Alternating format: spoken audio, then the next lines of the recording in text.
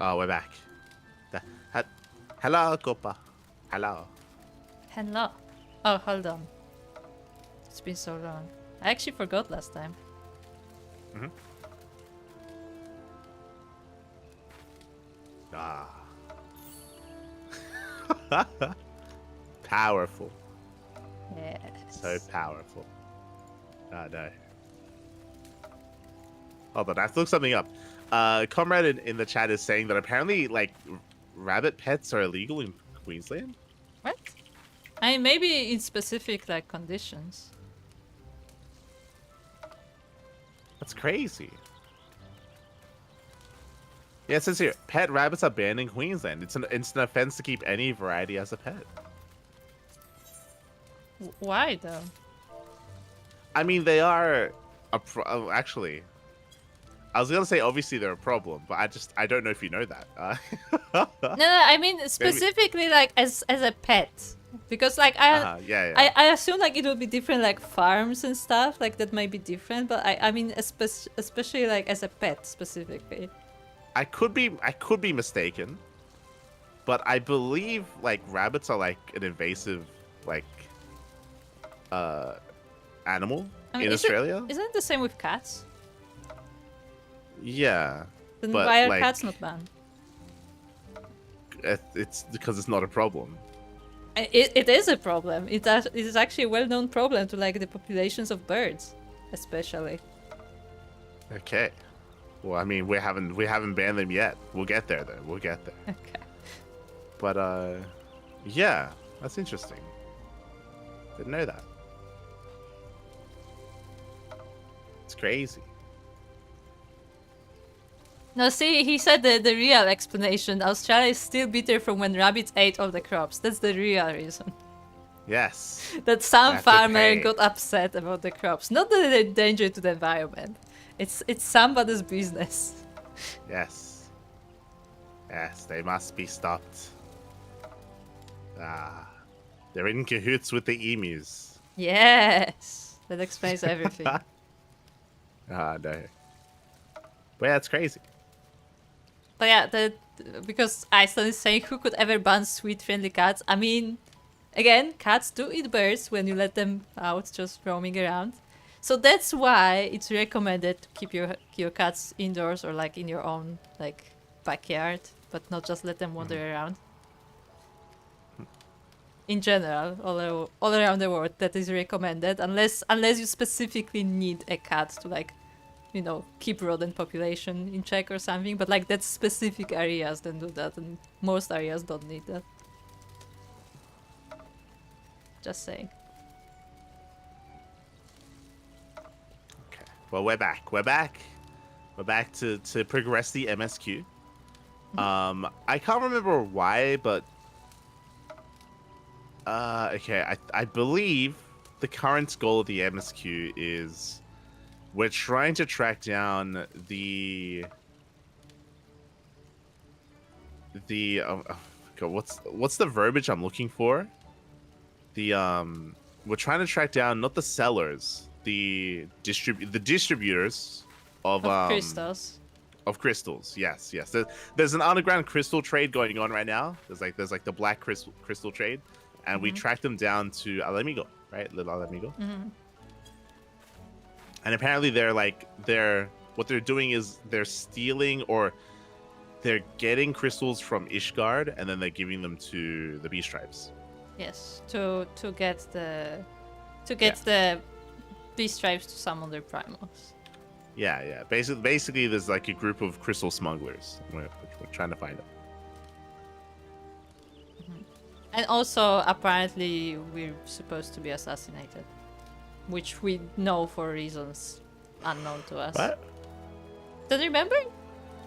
Yeah. Do you remember the Grey Urianger? Urianger the Grey ordered to assassinate us?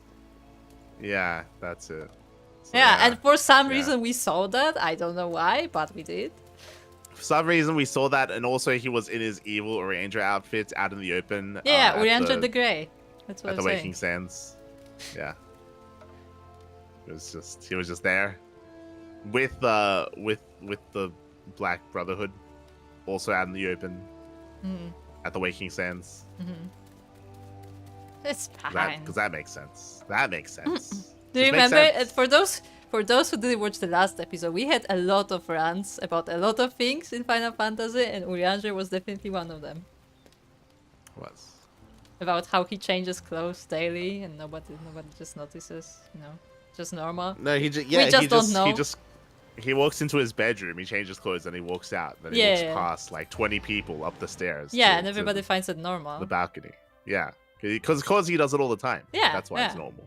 Yeah, everyone knows. And before somebody asks out of context, like, I mean, isn't it normal for people to change clothes? Yes, but he also like covers his face, and then he just uncovers different parts of his face for some reason.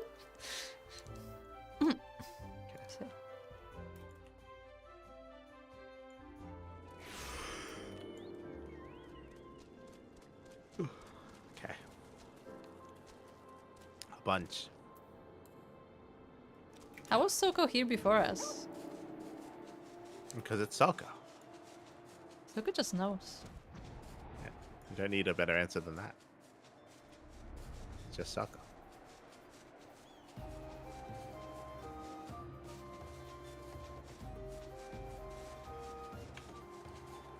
Oh yeah, and there was a guy like preaching or something that we're supposed to see here. Sure. Oh, this guy? No. That guy is unrelated. Okay. I think. Has it begun already? I hear voices coming from within. Or is there like a deal going down right now? No, it's like a preaching session, whatever I want to call it. Oh, okay. I think. Oh, right, the resistance fighters. Yeah, there's a guy who just appeared like recently. Yeah, the masked guy. Mm-hmm.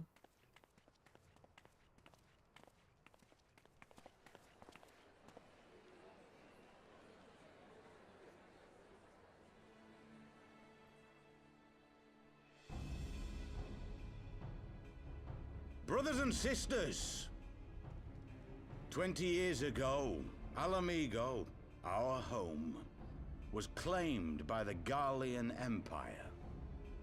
In our haste to overthrow the King of Ruin, we turned a blind eye to our foes in the north. With our glorious revolution, we but laid a path for a new tyrant to succeed the old. And when confronted with our failure, we fled.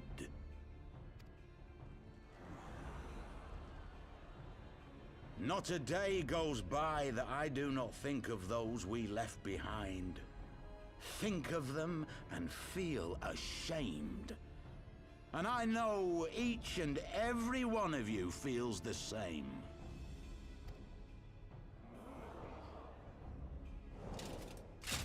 We abandoned them, our own flesh and blood, to labor till their backs gave in and their breath gave out, building the twisted steel ramparts which now mar our once majestic mountains. We abandoned them, the brave and true, to fight and die for their country, or worse, to be conscripted and sent off to rob another poor bastard of his home.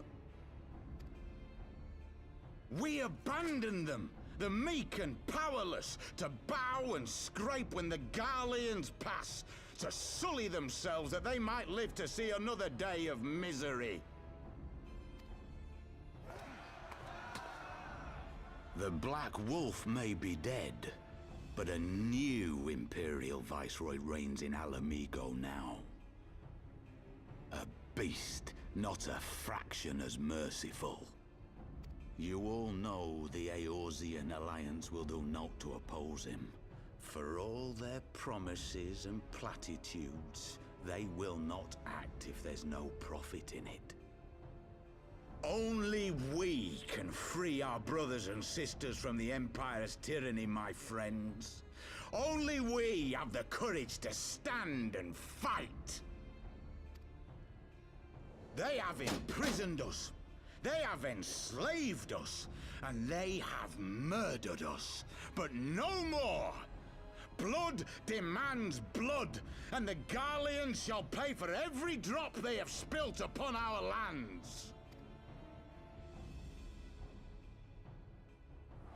This I promise you, for we have a power within us, my friends. A power befitting our pride, our righteousness.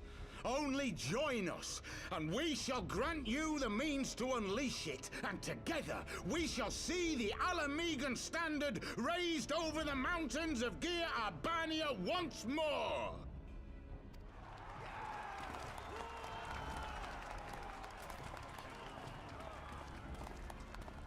A power befitting their pride. Not at all ominous, that. Wait, is that...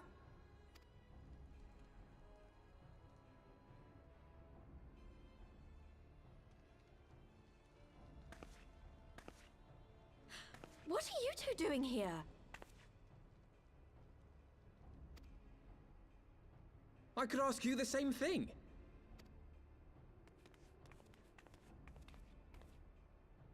Well, this is quite the surprise. If you see what I see, if you feel as I feel... Might I suggest we continue this conversation in more agreeable surroundings? For it is not strength of arms that will win this battle, but strength of heart.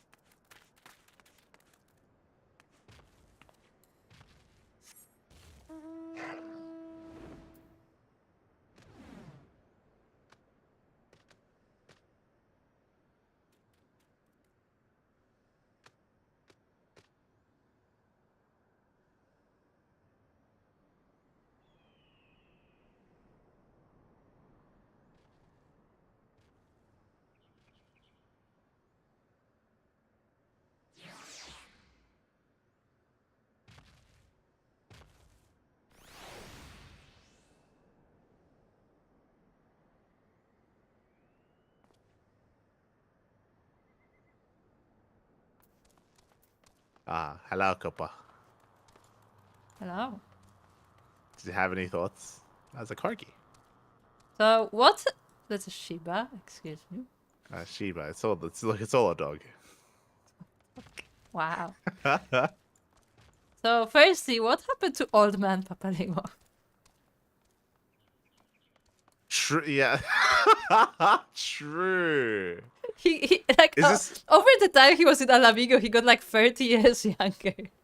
Well, I mean that's just the new voice actor. Yeah, you're not wrong. Yeah, I forgot. I actually forgot.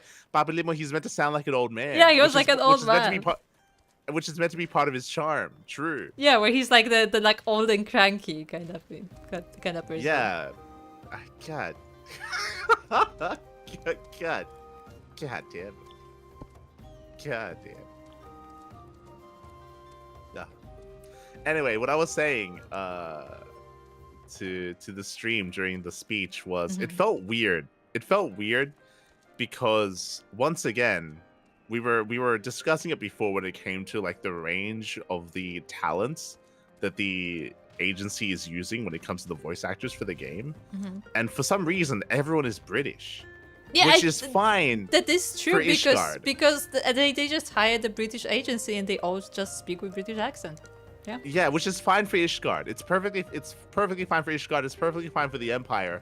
But like when we show up here and you've got like a crowd of little Alamigans, right? They're all being like, you know, they're all being like spoken to, and the guy is like you are like proper British. Proper British accent, but saying stuff like, "Yeah, we are repressed." It's like, you what? Like what? Like you don't. He doesn't sound like the people that are there. Impressed. He sounds like the Empire. He sounds like an Ishgardian. Like he doesn't. I don't know. The voice doesn't like fit. No, I agree. I see what you like. It's kind of like the whole like British thing was kind of like the character of Ishgard. Like that was their identity. So just applying that to everyone just cheapens the effect. Was just weird because like these are all different nations and different regions, and they should speak differently as well. And even if they hired like a British company to do the voice acting, like a voice actor should still be able to differentiate their accent, right? Yeah, like if I they're feel like like a professional that actor. Exactly, like it shouldn't be an excuse that it's like, oh, it's we hired a company from Britain, so of course everyone has an accent. Well, it's like, well, I mean, you're meant to be voice actors, and I feel like you should have higher range than that or something. Like a lot of actors are able to do like various accents, right? Like that's kind of part of their job. Yeah, so it's kind of weird, right?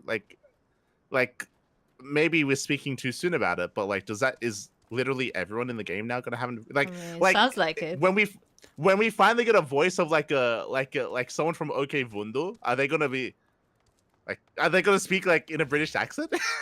Like, is that just gonna happen? Like, is just everyone? Yeah. Okay. Like what? No, I mean it's already a thing because like all the Scions got their voices changed and they're all British now. And the Scions are supposed to be like everyone is like from a different region, so like they should not have the same accent. Yeah. Because literally all of them are from different regions. I would hope that changes in future expansions because I feel like Square Enix they have the money to like, hire and incorporate other agencies from other parts of the world, ? Or something. I don't know. It's weird. It's just weird. It's weird. Yeah, I agree. Like it's weird. Yeah. Look, we don't need to talk about Thancred, okay? For anyone who needs a rant about Thancred, go watch the previous episode. That's all. Not a single. I don't even need an Aussie. Look, I just want the people that come from variety, which just sound different. Yes, I just want variety. Some variety. Okay, I don't want everyone British. It's like what? It's an entire planet. It's a world. Okay, the British are invading. The people that they're invading don't have to speak British as well. Like the British are the Empire. Like,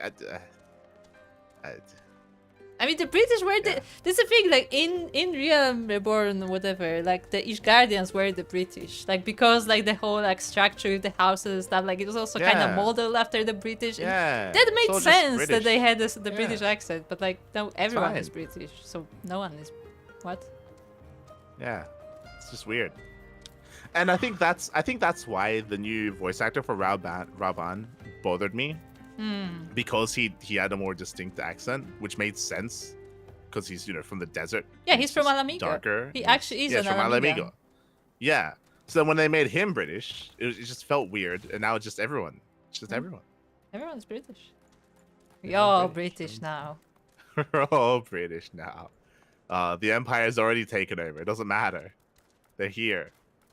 But the reason why it felt weird as well is the preacher was speaking like this, but we also can't see their face because of the mask. So it's like behind the mask is he just like a white guy? Like no, he's British. Which makes it sound all the more weird when he's like, we are repressed. No, we are, I mean under the mask he looked Alamigan from what we could see. Yeah, but like it's still there. It's just weird.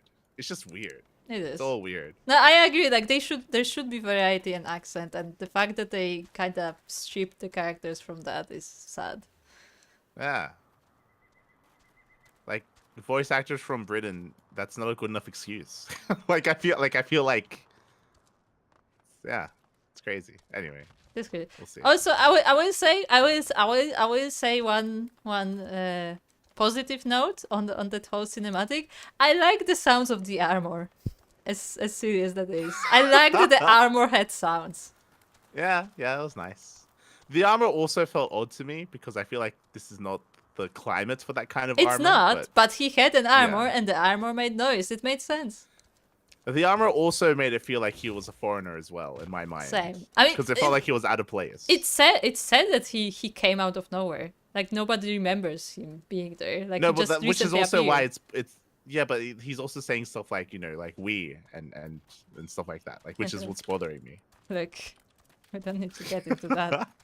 He probably introduces, yeah, I was there when the Alamigo fell and stuff. Like I was there, Don't you guys remember? Okay. I was there. That's it. Okay. And they didn't need there. anything else, It was there. Also, I wanna give like Papa Limo some fresh clothes because I feel like he's gonna die from heat stroke. When I saw him show up. To be fair, it is black, so. That's what I mean. That's exactly like when he showed up in a black robe in the desert. I'm like, oh no! Like I could just see him fainting. Like, look, he's a black mage. He's already dead inside. I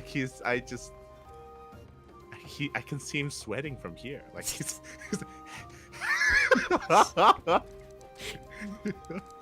it's just, oh no. Again, he's a black mage. I mean, he's already dead, probably. Like these people can get away with it. Because I'm pretty sure these people are they stay inside the temple. Like these people are like this guy, so they're not outside all the time. I mean, neither is he probably. Do we know that? No. Do we know it about the other guy? No. I just assume that he's just a part of this. It's this is a temple, so I assume he's just inside the temple.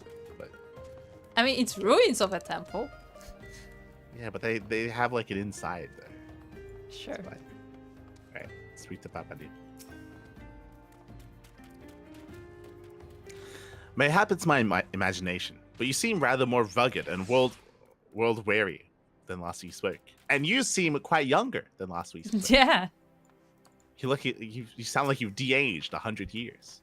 Probably, yeah. Either. Of all the places to meet, it has to be fate. Oh, hello, Asheri. Hello. Good to see you again.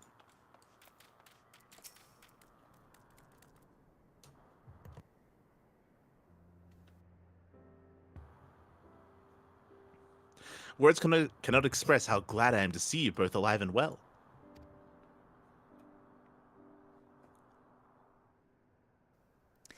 And you? Thought it was pretty obvious you and Mielikka would be fine. Though it was. The Crystal Braves never had a realistic chance of capturing any of the Scions, divided as they were, and distrusted by the better part of Edosia. I have a question. Are you still gonna play Papa Limo as an old man? I can't remember the voice I used for Papa I Limo. can't either, but I remember he was an old man, and we were playing him up as an old man. He was an old man. But if you truly believe that, forgive me, what exactly have you two been doing all this time? Cue flashback.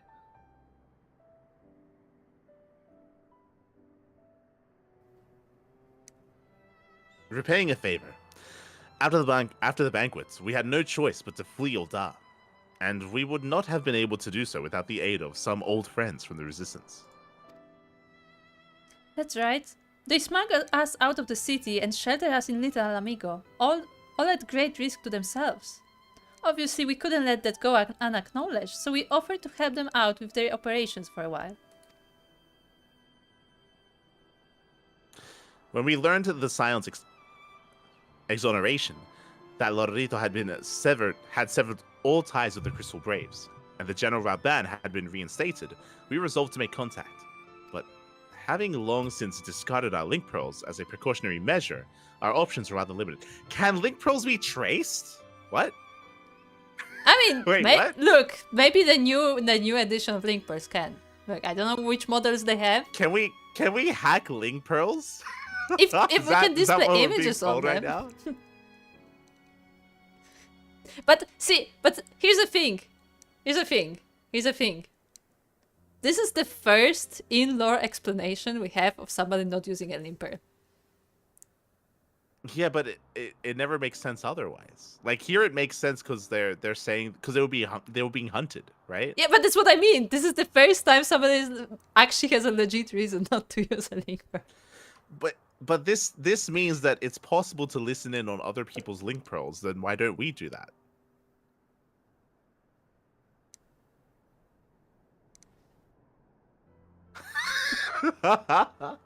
Right?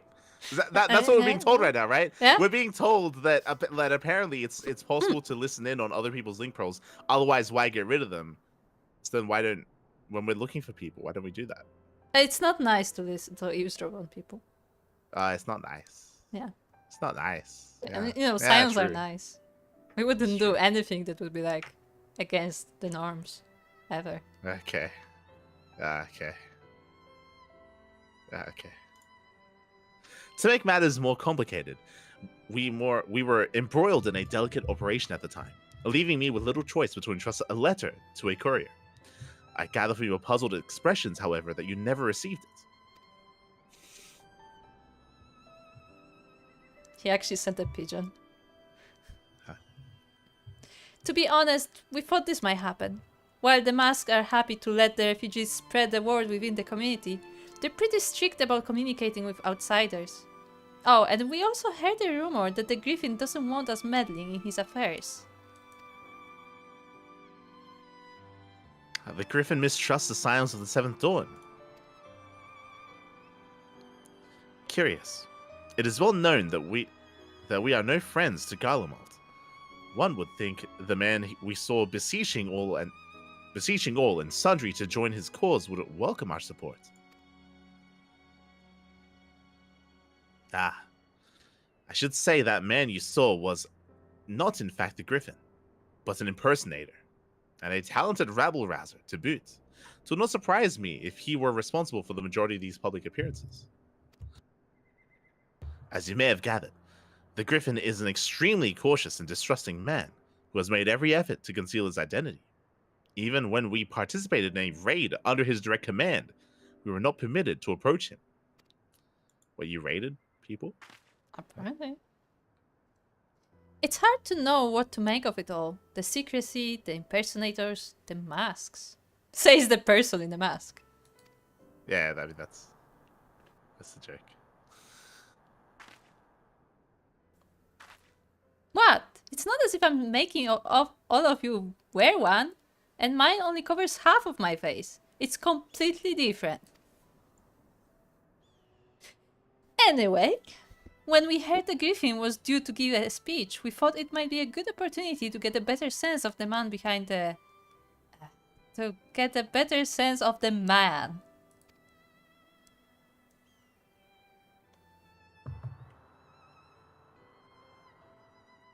For all the good it did. Perfect. Good to see you. Hold on. I saw someone calling you a different name. I'm like, oh shit. It's been years, Papi. It's been years. Good to see you. Good to see you. Oh my god. Hope you've been doing well. Less than 3. Less than 3. Okay. And now you have heard the whole of it. But tell me, what prompted you to take an interest in the Griffin?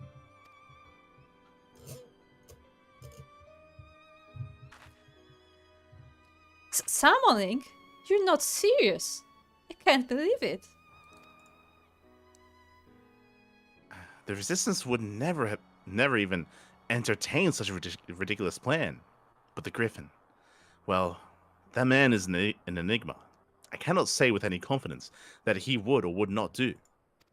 What I can say, however, is that the speech we heard today was not the first to make reference to a power capable of defeating the Empire. All right, sorry, I meant to say earlier, when they said that like they have power within us or something, I was thinking, they alluded to it before. Are Ala Mhigan's going to summon a primal? I think that's what they're pointing at. That they're trying to rile up Ala Mhigans to summon their own primal.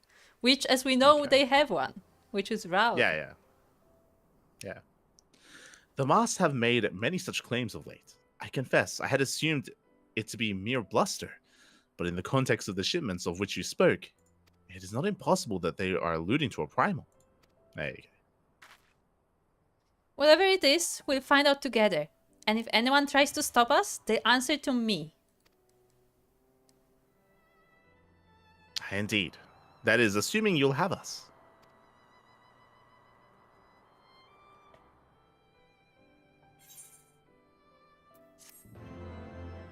One day we'll meet up for a beer and talk about old school WoW. Let's go. Oh my god. Are you still playing? I think Sherbs is still I think Sherbs is still playing. I've seen like a couple of them like dip back in. But, yeah, good to see you. Good to see you. Right. Ida. Do you honestly think that he's planning to liberate Alamigo with the help of a primal? I mean, could he really be that stupid? Alfie?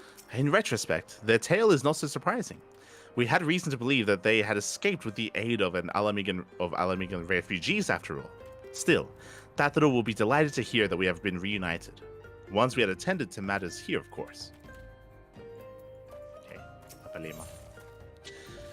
Papalima has a mind to learn the Griffin's true intentions. Oh, he has so much food. That's all inventory space. No. If you are suspect, the Griffin is indeed plotting to summon a primal, we must needs obtain confirmation while there is yet time to act. To that end, I propose we question his double. Given his role as the group's de facto mouthpiece, I should not be surprised if he were one of the Griffin's closest associates. And while he may not be aware of the most sensitive details, he can probably tell us the Moss plans in broad strokes.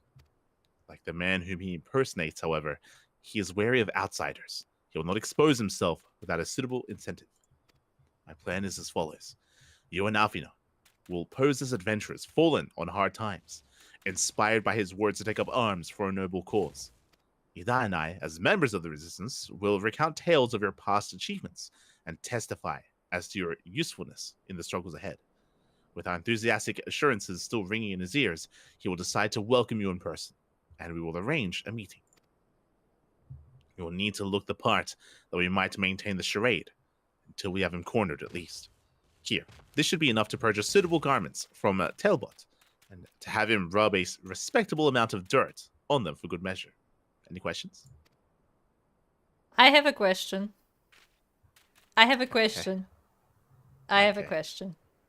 Okay. Alfino is white-haired. White hair, Amazon kid. How is he gonna pass for an Ala Mhigan? I mean, not even just that. In general, I'm pretty sure we're pretty famous. Like like worldwide, or at least in Edosia. Like, look, listen. They literally just said that Griffin doesn't want to work with the Scions, which implies he knows who Scions are. I'm gonna be okay with this plan though, as long as they give us a mask. If they give us a mask, then it's fine. Okay, let me rephrase that. If we are to dress up and they give us a mask, I'm good. But I think Alfino stands out a bit too much. Just put a cloak on. Yeah, put a cloak on him and like actually make him like not an adventurer, but like our younger brother. So he's like, you know, he's just like tagging along, but he doesn't say anything. You know what they could do? They could just like have fun with it and just dye his hair. Because, they could. Like, there's no reason not to. But they wouldn't. Yeah. They're not gonna do it. But they could. They could, but they're not gonna do it. Also, I mean, they're not going to. But... You say that they could just dye his hair, but I have not seen a single Alazan in these parts. A single one. So that may also be a problem. Nah, it's fine. He was there. He was. Oh, okay. He's Halamigan. It's fine. Oh, okay. He's Halamigan now. Yeah. Just like the preacher. It's fine. It all seems simple enough. Thank you. And with that, Light, let us be off.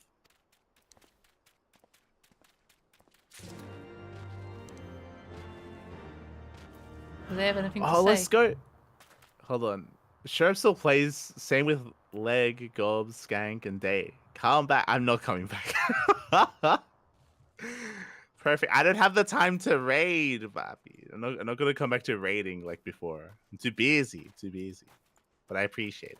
It's good to hear that everyone's still playing. Light is now a pro in different games. True. But yeah, I don't know if you've been keeping up. Perfect. But I've been casting. I've been casting like StarCrafts like on a daily basis. Not here, not on this channel. On a different channel. I've been busy with other stuff. No time to raid, unfortunately. No time to raid. And you know how I get about WoW. Perfect. I'll get in there and I won't leave. That's a problem. It's a problem. Today, as he took us cancelled, he's raiding in WoW. Yeah. No, when you suddenly see that the entire week of schedule is just empty, like, yeah, he's raiding probably. No, not like this. Okay. Either. Our identities will be revealed, but it can't be helped. We don't have time for a clever approach. Wait, so you weren't revealed all this time? Tailbot has an assortment of affordable clothing, which he sells to the refugees. The sum in that sack should more than suffice. But if it and my name are not enough to secure his corporation, pay him double. I shall see that you are recompensed. I think we can afford it. I think it's fine. Yeah, I think we can afford it. Probably. I mean, we could probably make the clothes ourselves, to be honest.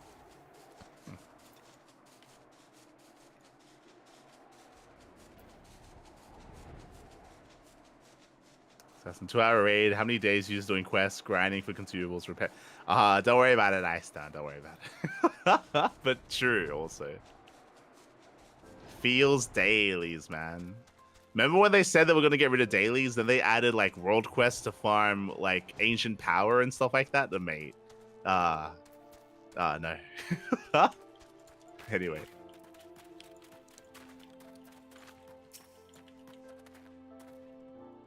Artifact power, that's it. Artifact power. Well, don't look at me. You are the one with the sack of gil.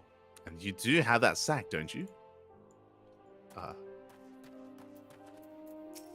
Yeah? You want to buy what? I don't know what you're up to, but I want no part of it. Yeah, I feel probably showing up in good clothes was not the best idea. Yeah. Well, you're the ones with the gil, and seeing as you're friends of Papalimo. There. Why are they still using their real names? I know, that's why I said when they're like, oh yeah, we cannot reveal their identity, but everybody knows. They're like, oh, we got rid of the link pearl so no one knows who we are, but we still use our real names. It's like, how many other people out there are called Papalimo and Ida that like look like you with a mask? Yeah, and walk around together. Shaking my head. There. Tunics and slops for the both of you. Tailored and treated to your tastes. Now, off with you. Before someone sees us together. No, we're gonna change right here. What do you mean? Clothes maketh a man, as they say. Right then. I will go and change. And see you at the spot Papalimo marked on our maps.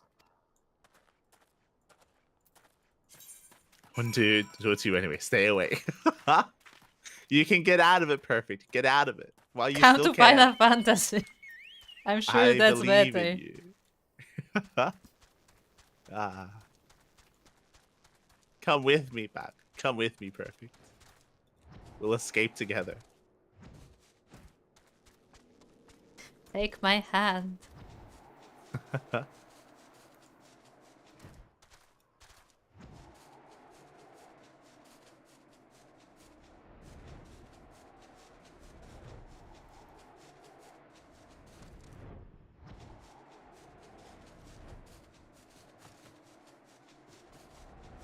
Yeah, you should tell them about how you overleveled for everything in this game. It's fine. Don't worry, Pat. Oh, should we dress up too? So look at him! Yeah. He does not look at Amican one bit. It's fine. Alfie, no. Okay, what do we have? Oh, nice. I already have this one probably too. What do we have to put on? Tunic and slops. Yeah. Not the shoes though, right? Yeah, let's have fancy shoes, but like awful tunic. That's not suspicious. Look at it. Let's go. Like the shoes don't give me away at all. Well, look at us. A pair of down-at-heel adventurers seeking a chance to recapture past glories. Yes, this should suffice. And now we play the waiting game.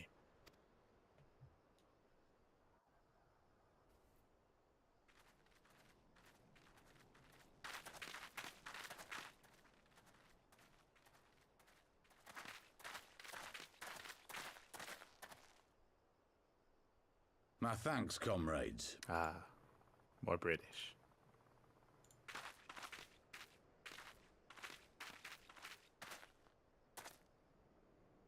You must be the esteemed adventurers of whom I've heard so much. I understand you have taken an interest in our cause.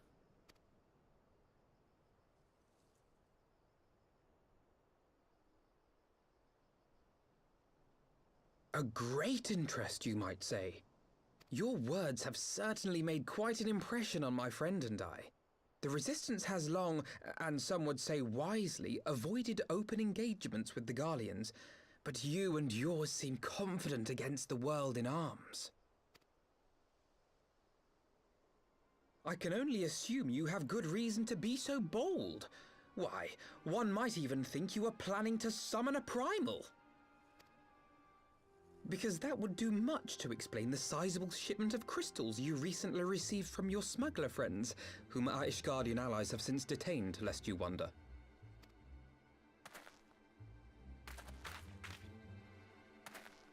I'd like to hear more about the Griffin. The real Griffin. Your performance earlier didn't fool us. The famous scions of the Seventh Dawn. I should have known better than to think I could conceal the truth from you lot. You are right.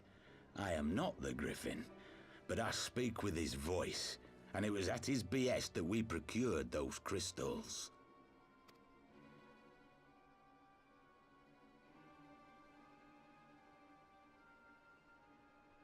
You are wrong, however, if you think that we procured them to summon a primal. We used them to reach an accord with the Amalja.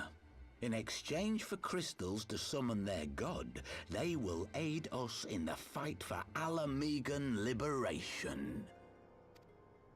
You've got to be joking. Have you gone completely mad? When people find out you helped the Lizardmen summon Ifrit, they'll turn on the Resistance. Alamigo will never be free.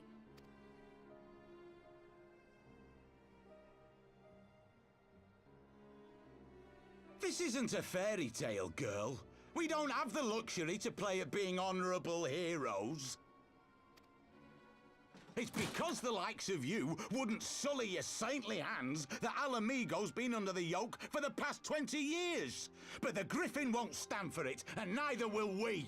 We're ready to do whatever it takes.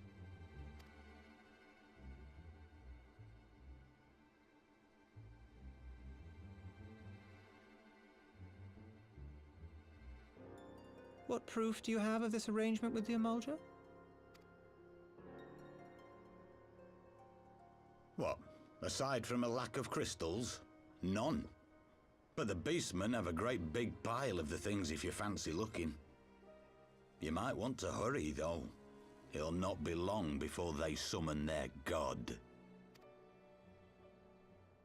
Search our camp if you don't believe me. We have naught to hide.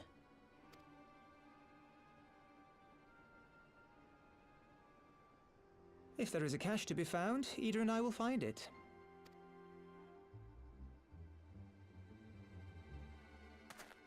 Then let us be off.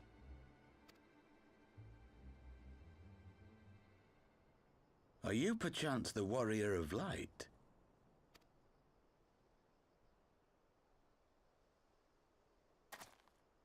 Aye, I thought so. You should know that a great many who have joined us did so because you saved them. Because you showed them that one brave woman can make a difference. You saved me too once. Helped a friend over in Quarry Mill make some medicine I needed. But that was a lifetime ago. On behalf of my brothers and sisters, I thank you. You gave us hope where there was none, courage and strength when all was lost. We shall not squander your gift.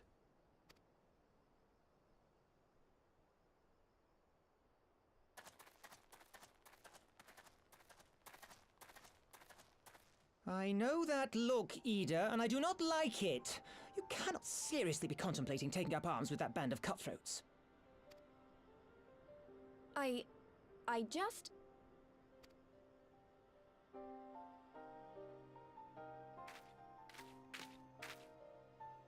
If the Griffin and his men have their way, it is only a matter of time before the situation in Alamigo comes to a head.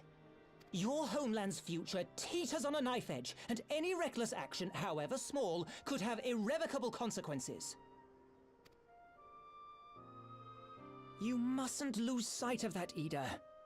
When the time comes, we must all make our choices, but we must do so in full possession of the facts. Now, let us away. There is work to be done.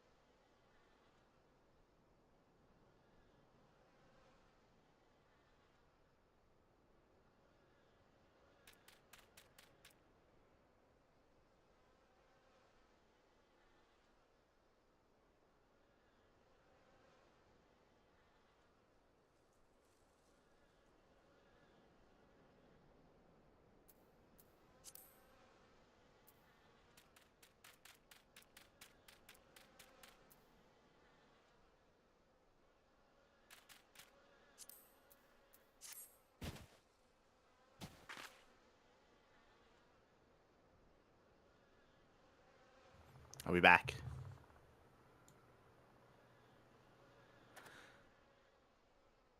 Yeah. I plan to see out the World Soul Saga, and I'm done. It's already been 17 years I've been playing. Fair enough, perfect, fair enough. Best of luck, best of luck. Tell me how it ends. Come to Final Fantasy. Come to Final Fantasy. Yeah, just, end one addiction, start another. True. What was I gonna say? Oh yeah, so I misunderstood, Kuro. I assumed that we were dressed up because we were going to infiltrate and then be sneaky about it and try to find out information and find out who this is. Yeah. And in the middle of the conversation when Avinel's being more confrontational, I'm like, what are you doing right now? What's going on? And then it's oh, okay, we're just not even going to try and pretend. What was the point of us dressing up? We could just be standing under a tree.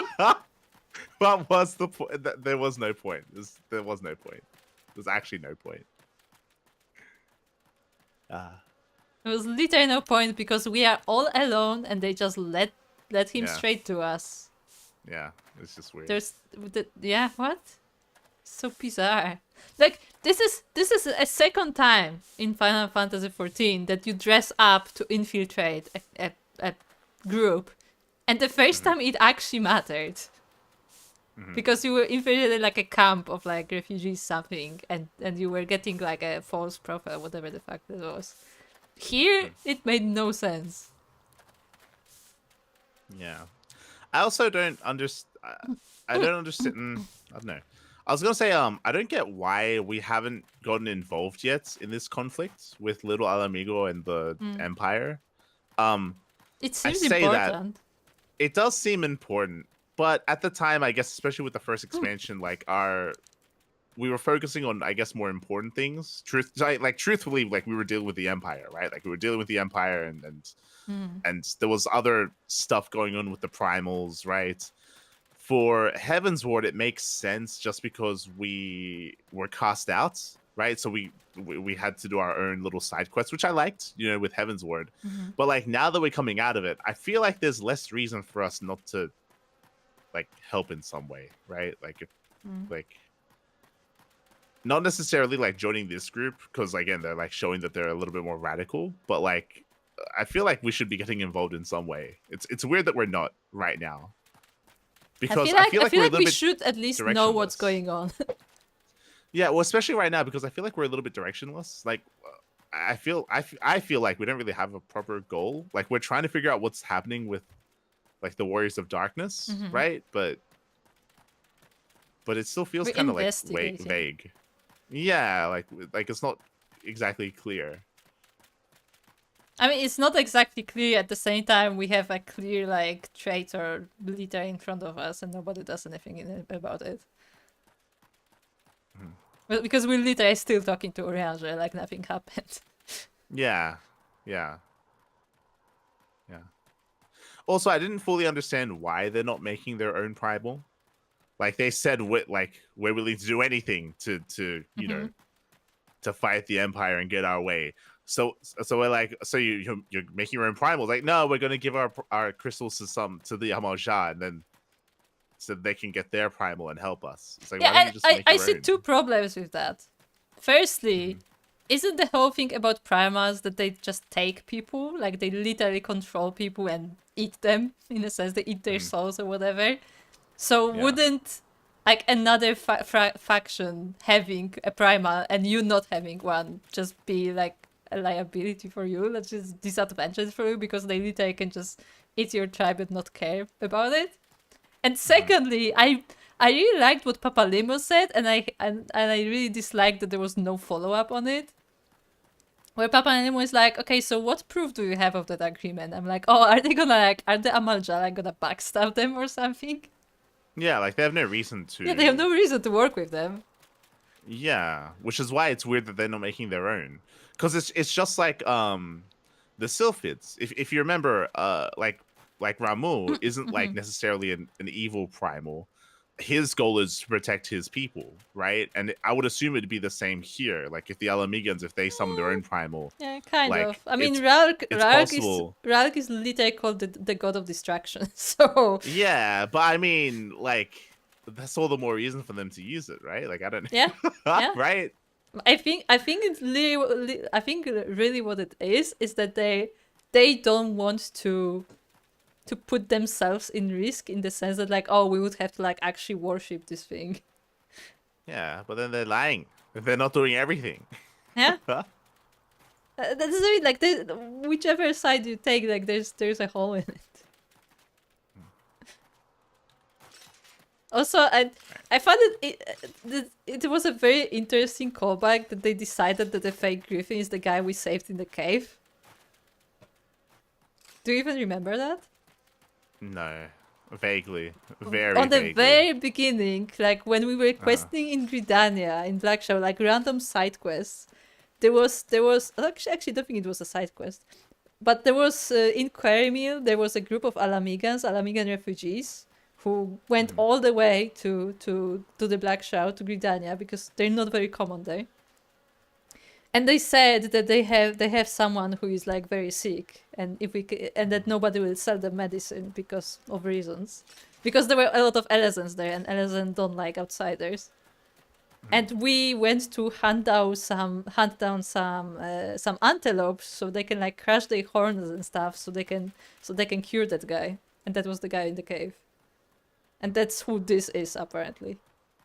That's a nice callback. It's interesting. It's interesting that that's what they chose. Like I was gonna say something, I forget. Oh no. I'm the one who's forgetful. Ah. That's my thing.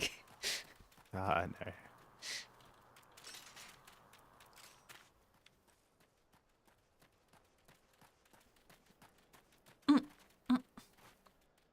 Oh no, yeah.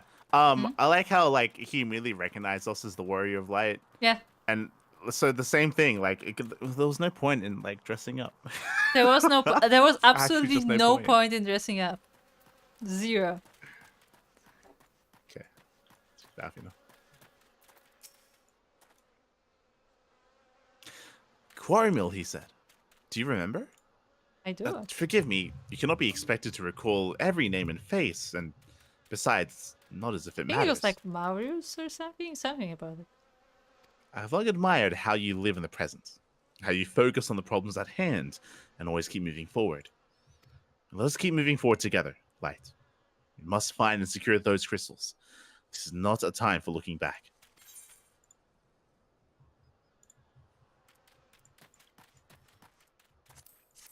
I've been able to keep moving forward.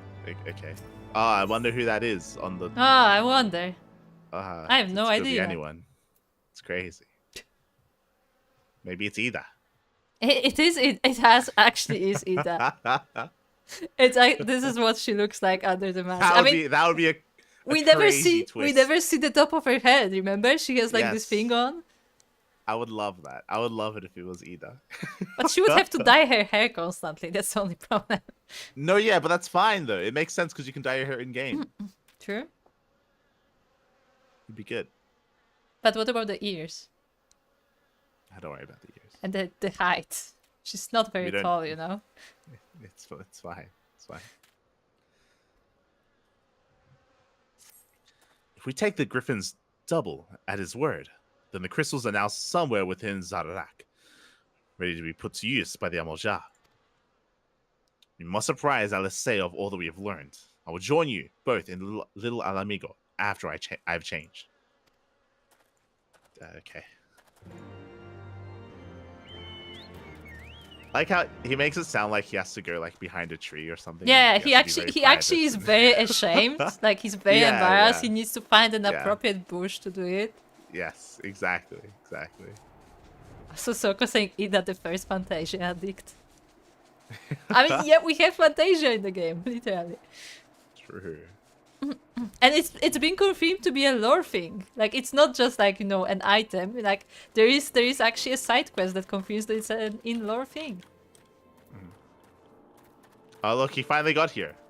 Yeah, I mean, look, it took him a few days, but he's here. Speak to Alfino first. Ah, that's much better. Subterfuge was never my strong suit. Clearly. Really? It's we very couldn't clear. tell. We couldn't tell. So sneaky. You are prepared for battle then? Tancred? It's like, I got here. He's been running the entire way. Not even on Chocobo, he's just been running himself. Not even on the Chocobo, he's been running. Oh, no. Okay. Kept you waiting, eh? Oh, my apologies. I got lost for a while. I had to ask for directions. Oh no, he's Zoro too? He pulled a Zoro. That explains a lot. I asked for directions. I ended up in Alamigo. I didn't know we were going to Little Alamigo. Yeah, he was going through the Gallian border as well. Oh no. Okay, Alice.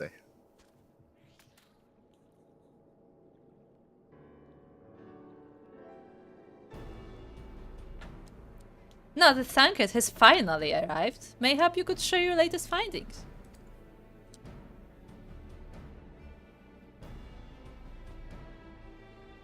You mean to tell me that while we were worrying ourselves sick, Ida and Babalimo were here all along? Well, Shola will be relieved, and also angry. Mainly angry, I should think. As for the crystals, what choice do we have? We cannot very well leave them in the hands of the Amalja. For all we know, they could be preparing to summon Ifrit even as we speak. We must make for Zadarak, without delay. Agreed. If there is naught else to discuss, let us depart at once.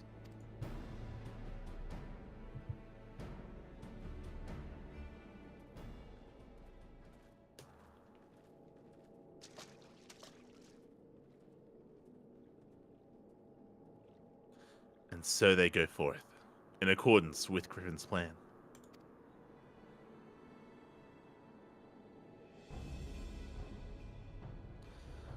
The players gather to assume their marks on a stage wreathed in flame. Ere long, the curtain shall rise, and the drama of which I am the author, gods forgive me, shall at last be performed. Naught else remaineth, save to stand at the ready and pray that the chance is seized, for never shall we know what's like again.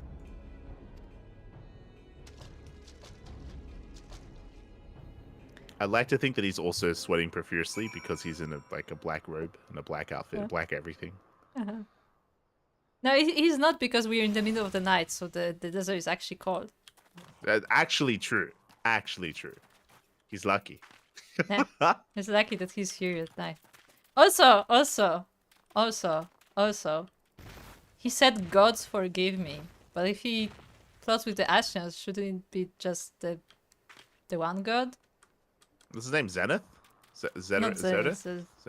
It's not something Zodiac. like that. What is it? Zodiac. There you go, Zodiac.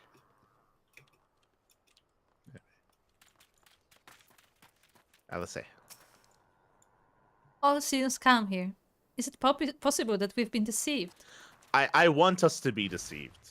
I want the Griffin imposter. I was meant to mention this before. I want what he's saying about the crystals and the Amaja. I want it to be like some kind of deception.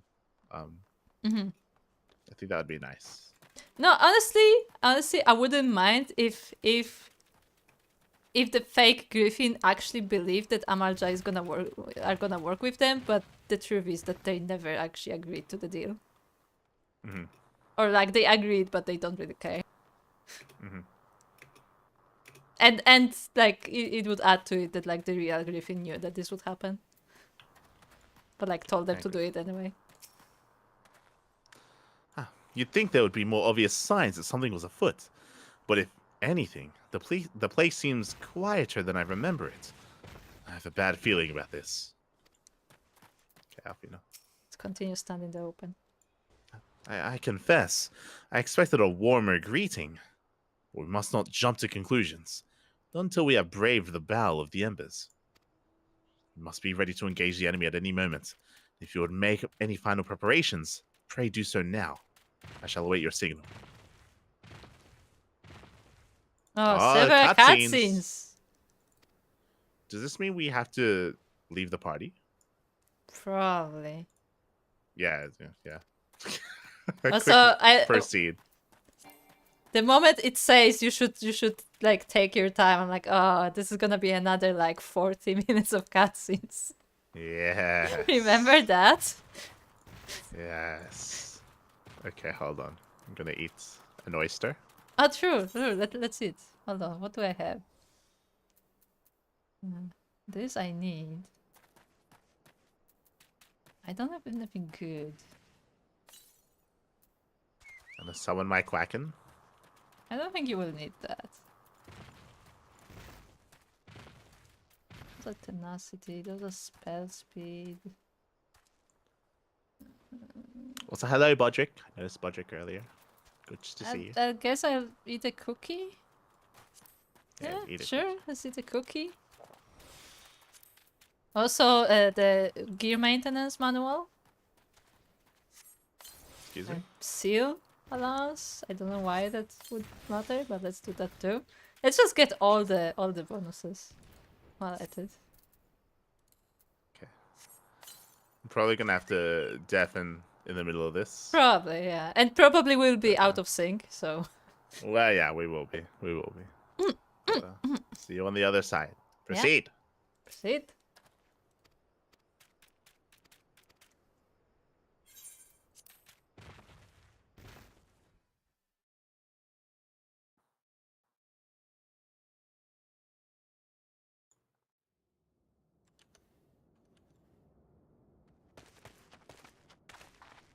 This isn't right. The Emulger would never leave this place so poorly guarded.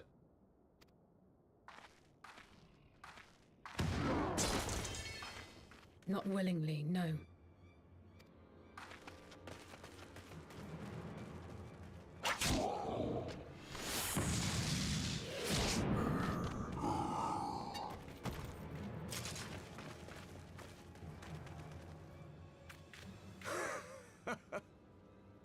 The saviors of Eorzea.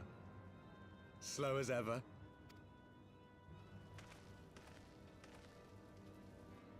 By the 12. Will you never learn? You know, you're right.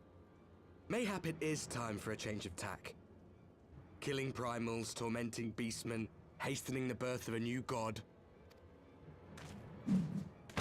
It's all a bit much, isn't it? And frankly, we don't have the leisure to do it. But killing the warrior of light, on the other hand, that would soon plunge Eorzea into chaos. One life for one world. A fair exchange. Wouldn't you agree?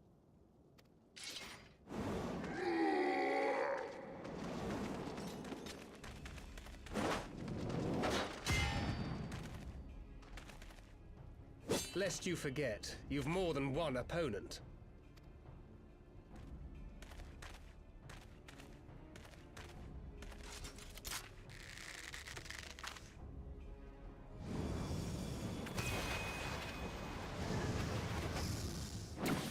Carbuncle! Defend me!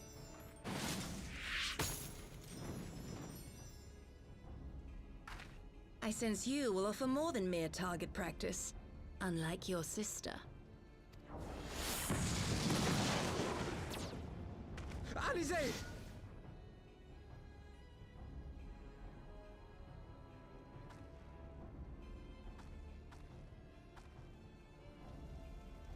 Did I not tell you, Alphino? I am not the girl I once was. My brother was always the clever one, while my talents lay elsewhere.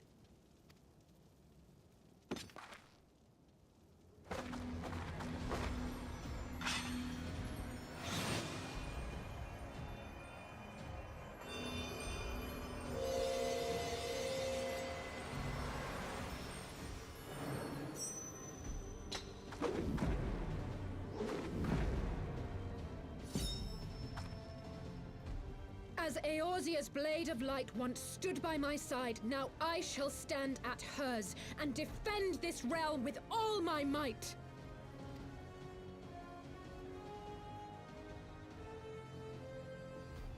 Let's finish this.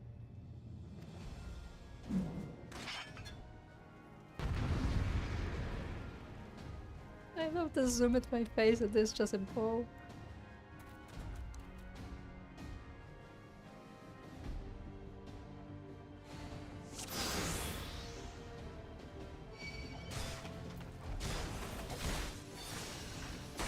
Okay. Where are we? Where's the healer? You. You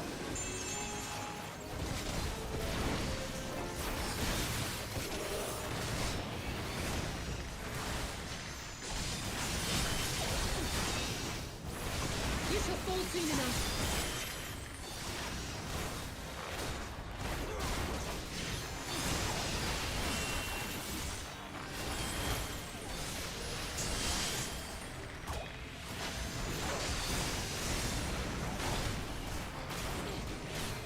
There's no escape! Okay, good. One down.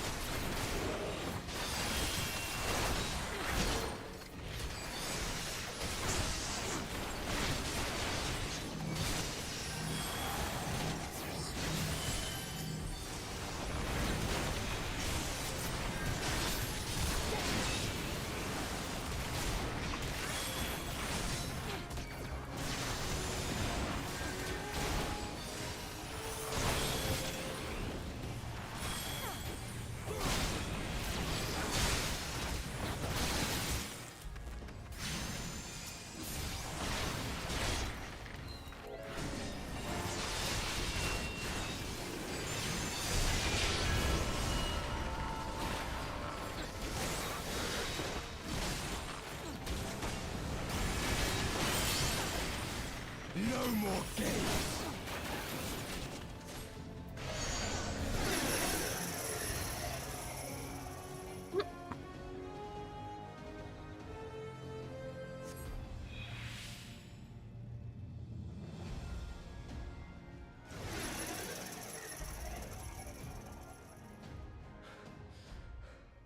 It ends now.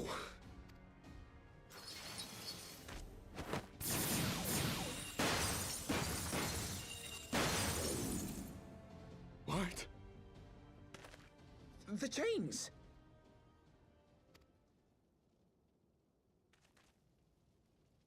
You snake! You would betray us as well? He that holdeth fast unto his convictions shall never count betrayal amongst his crimes, though all the world may call him villain. My path is unchanged, my creed sacrosanct. This I believe with all my heart. But say, warrior of darkness, and speak true, what dost thou believe? That rendering up the souls of thy world in service to the rejoining will grant it salvation? Nay.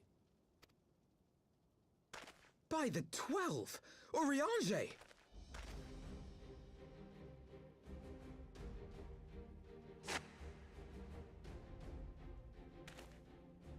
Mine apologies, Master Alphino. That the brightest light might shine, duty did compel me to walk in darkest shade. You sweet fool. I was almost willing to believe you had turned against us. I expect a full explanation when this is over. For now, may I assume you have turned your cloak for the last time? Thou mayest, my lady.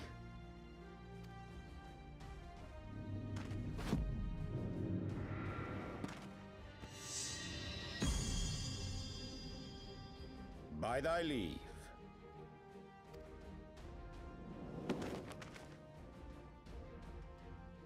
Even odds, then. No matter. We'll crush the lot of you in one fell swoop!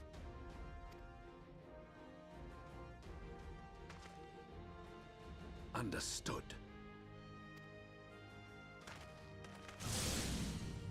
Hearken to me. We only have one chance. Channel your ether into my blade that I might strike before the mage casts his spell. I cannot do it alone, but together we can defeat them!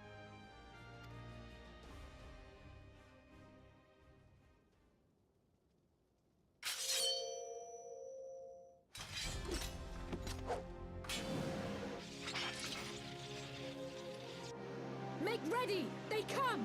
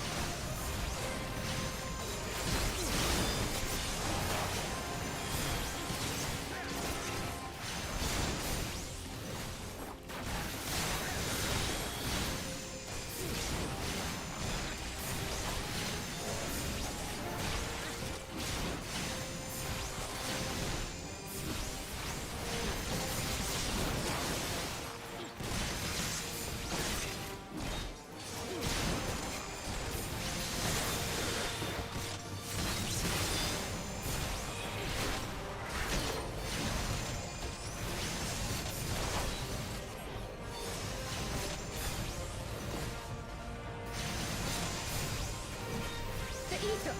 It's not enough!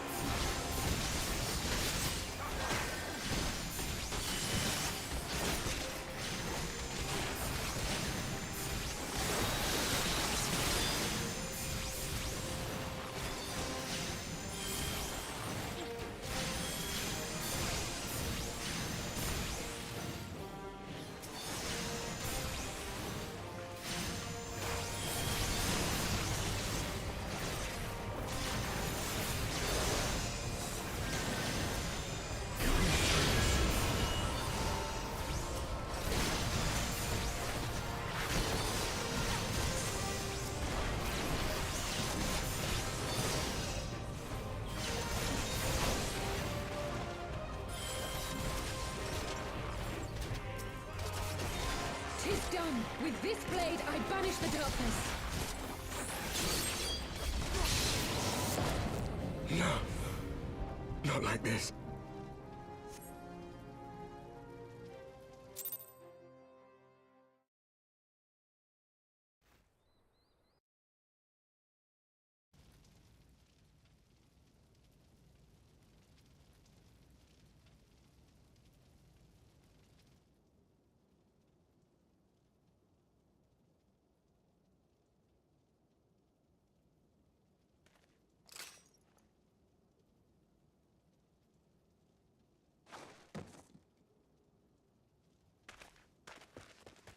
Alize, are you hurt? A touch dizzy, but otherwise fine. Thank you.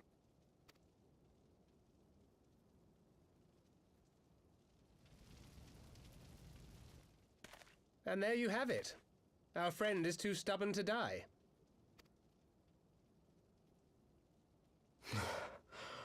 We are far from finished.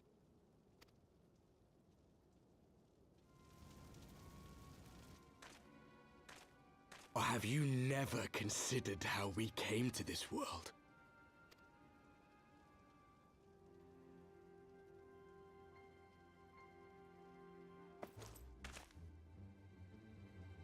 Crystals? You mean, like the Ascians? Just so. As the Ascians flee unto the rift twixt planes with crystals of darkness, so did these warriors come hither with crystals of light.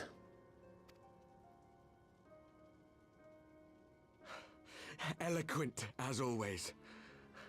Aye, like the Ascians, we too are beyond death. You cannot defeat that which is eternal. Wait!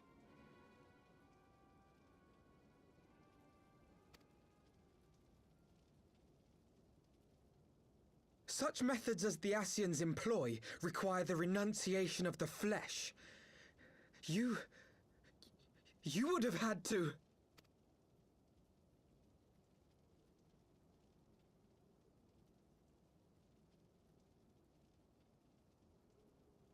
At long last, you see. To save our world, we gave our lives.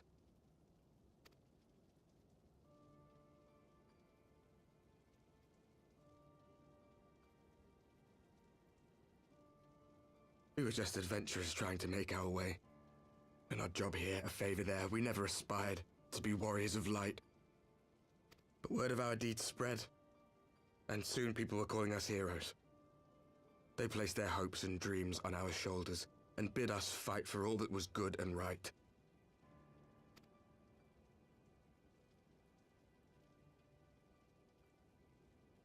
We fought, and we fought, and we fought, until there was no one left to fight. We won! And now our world is being erased from existence.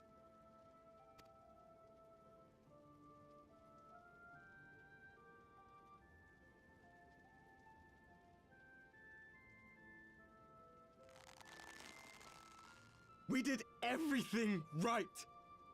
Everything that was asked of us, and still it came to this. You of all people should understand. We will not falter. We brought our world to the brink of destruction, and now we must save it.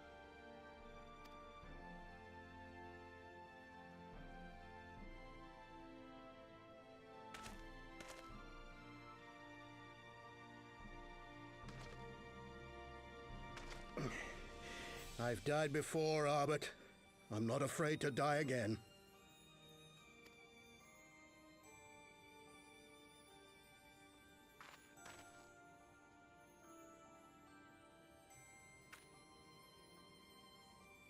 No matter how many times we fall, we must rise and carry on the fight for those we left behind.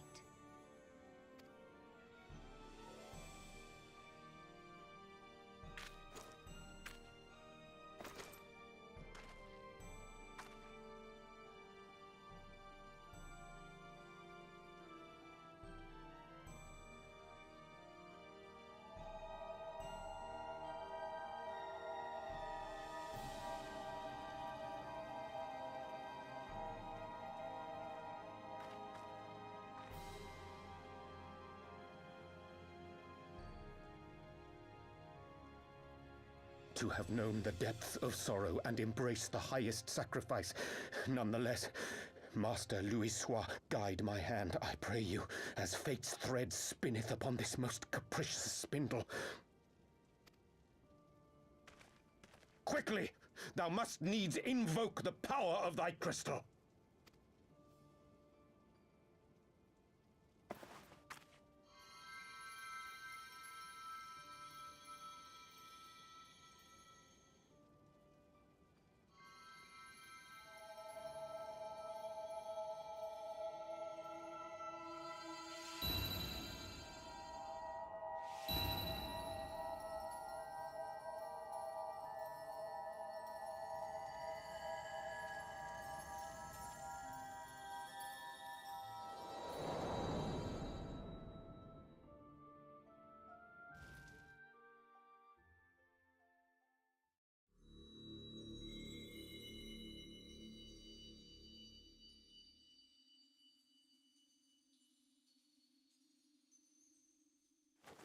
What is this place? Such pain. Such sorrow. Oh, my dear children.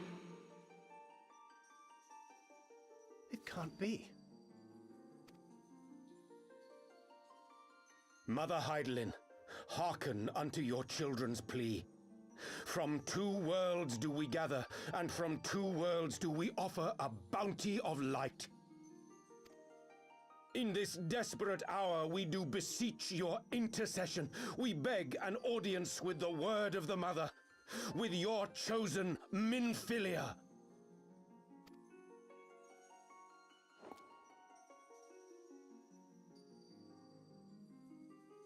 Your cries go not unheard, nor your sacrifices unnoticed. Though many are lost, there are those we can yet save, whom I can yet save.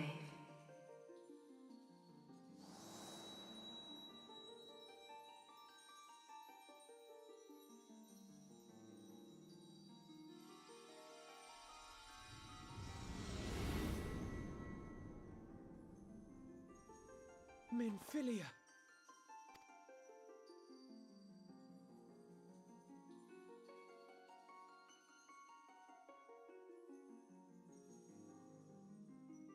Blessed children of the first, the light of your world hath grown blinding in its radiance, but it is not yet absolute. I will hie me to your world, and there take unto myself the light which riseth even now to drown it, as darkness once did drown another. Now you deign to answer our prayers? I will suffer this farce no longer!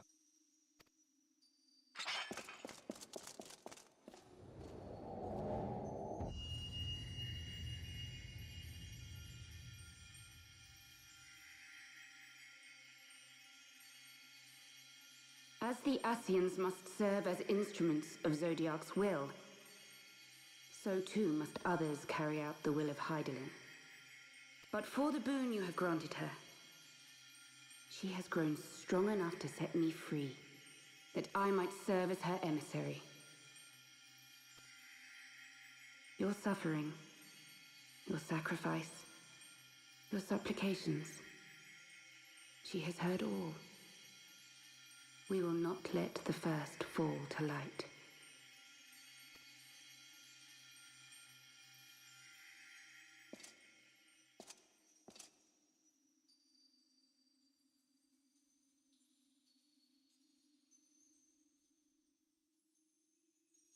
Thank you, Urianger, for bringing everyone here. It fills my heart with joy to look upon the faces of my friends once more.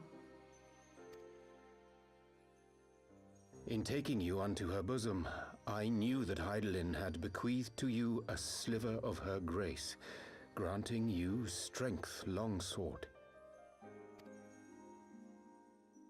And in treating with the Ascians, I learnt of a star like unto our own, a doomed world of fallen heroes, in whom I glimpsed ourselves, the first. Full long did I search for a means to save this world, concluding at the last that the answer lay in the power of blessed crystals. And thus did I labor to set light against dark. Yet I knew from the beginning that this salvation would not come without sacrifice. For the instrument of the first's deliverance would of necessity be required to journey thither, there to remain, mayhap forever.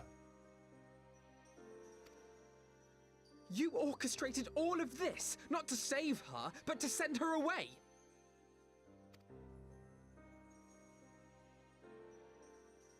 One life for one world. Such was the bargain, and you the coin, though it were not mine to spend.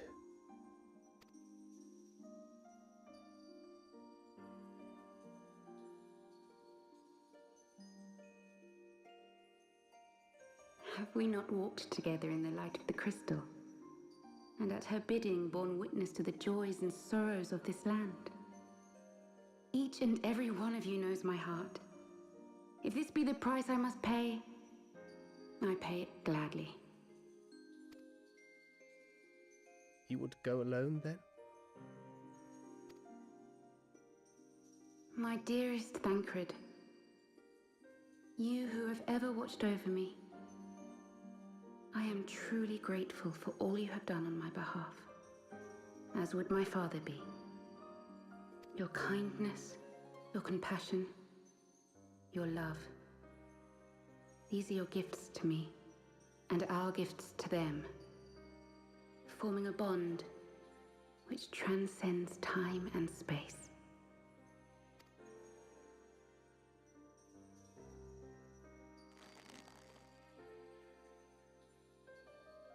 Sometimes I forget you are not the child I once knew.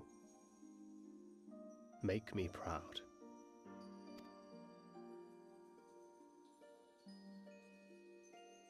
Long have I watched you from Heidelin's side, watched as you nurtured and kept safe the light of the dawn.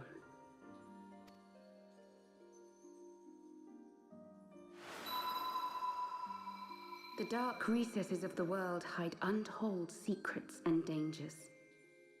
Thus do I entrust to you, Tupsimati. I pray you, keep to the path that you may never have need of it.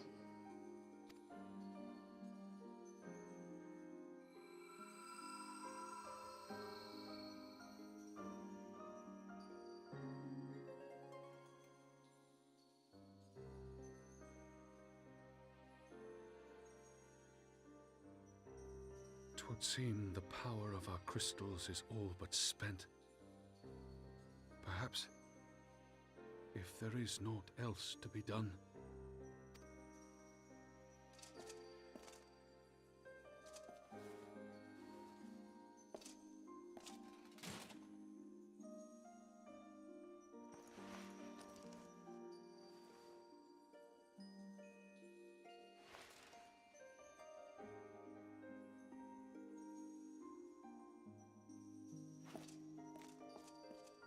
Hear me, servant of Heidelin. If you would have us place our trust in you, then I would ask a favor. Take us with you. Take us home.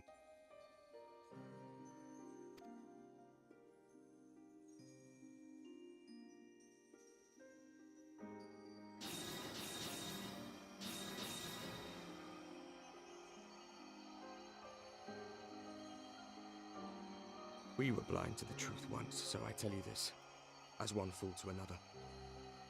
Light, dark, it doesn't matter.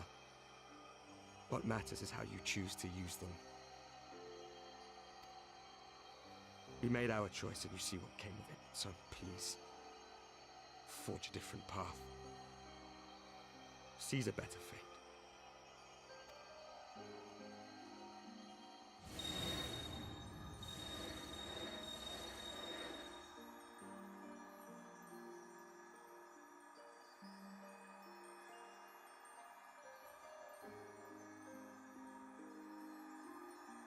'Tis a strange feeling.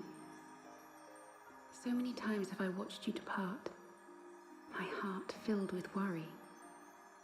And ever did you return to me in triumph. Someday, when I have found a way to free this star from her sorrow, I promise you I shall repay the favor.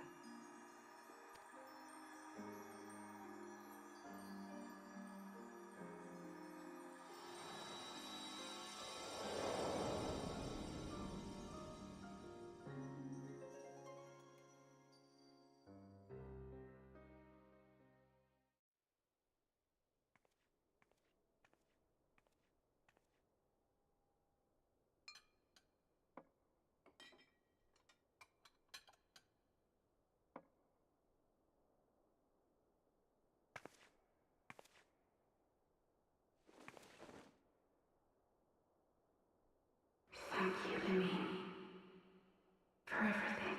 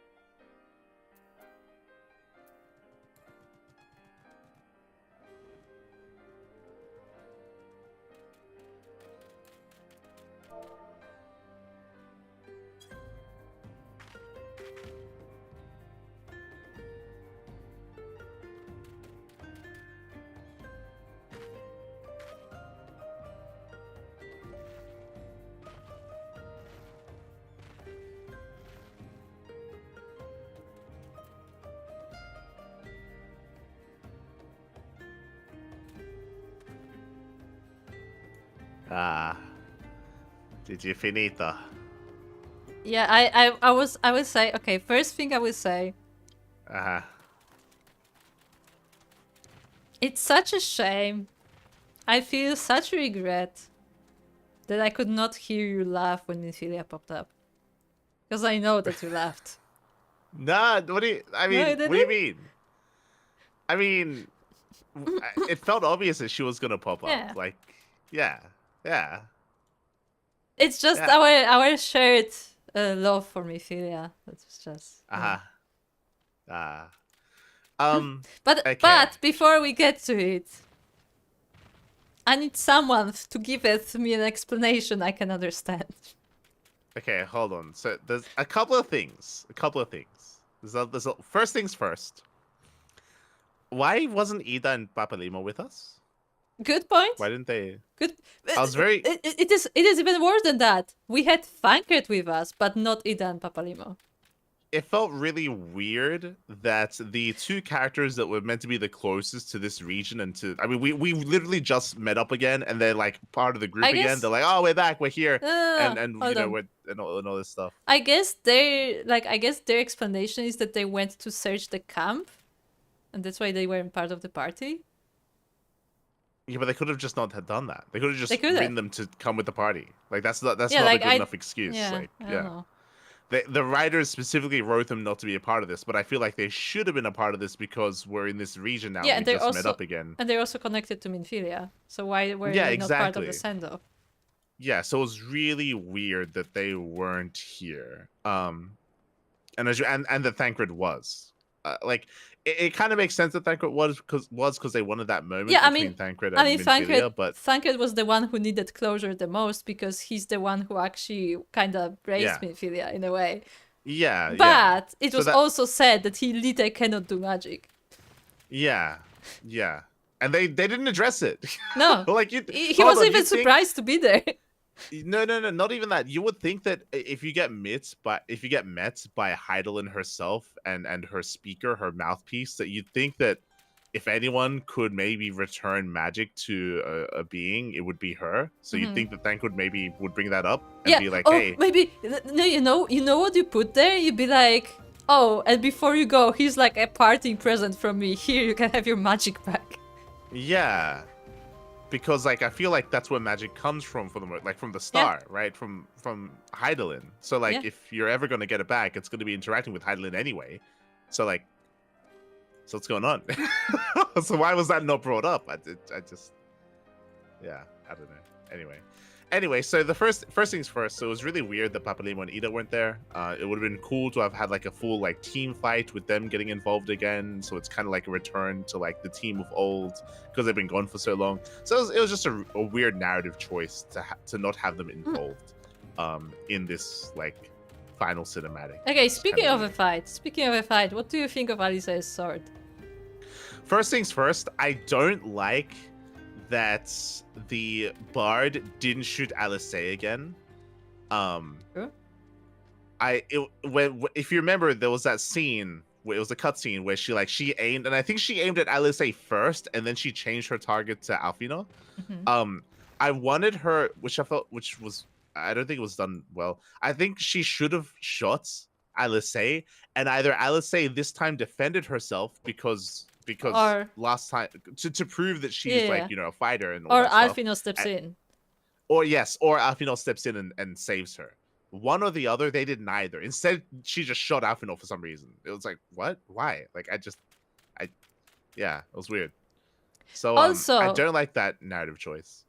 Also, lore-wise, basically no time has passed, right? Since Alice recovered from the poison. Like, it's been like maybe like 2 weeks, whatever. Sure, yeah. But like, it hasn't been long. Yeah. And Alice said that her strongest suit is actually fighting and not research, but she got fucking shot. Do you understand? But that's why she needed to have been shot again and this time defended herself. So then you can dialogue away something like, oh, you caught me off guard last time, not this time, and then she can have more of a badass moment. But like literally, like the line is, oh, I'm not like my brother, I'm actually a fighter, but he's the one who actually like defended the first time. It's just bad dialogue. It's just bad dialogue. I don't think it's bad dialogue. I think it's that the story didn't make sense at this point. Because of the dialogue. Because literally the reason why we're here is because she got shot because she was reckless. Yeah.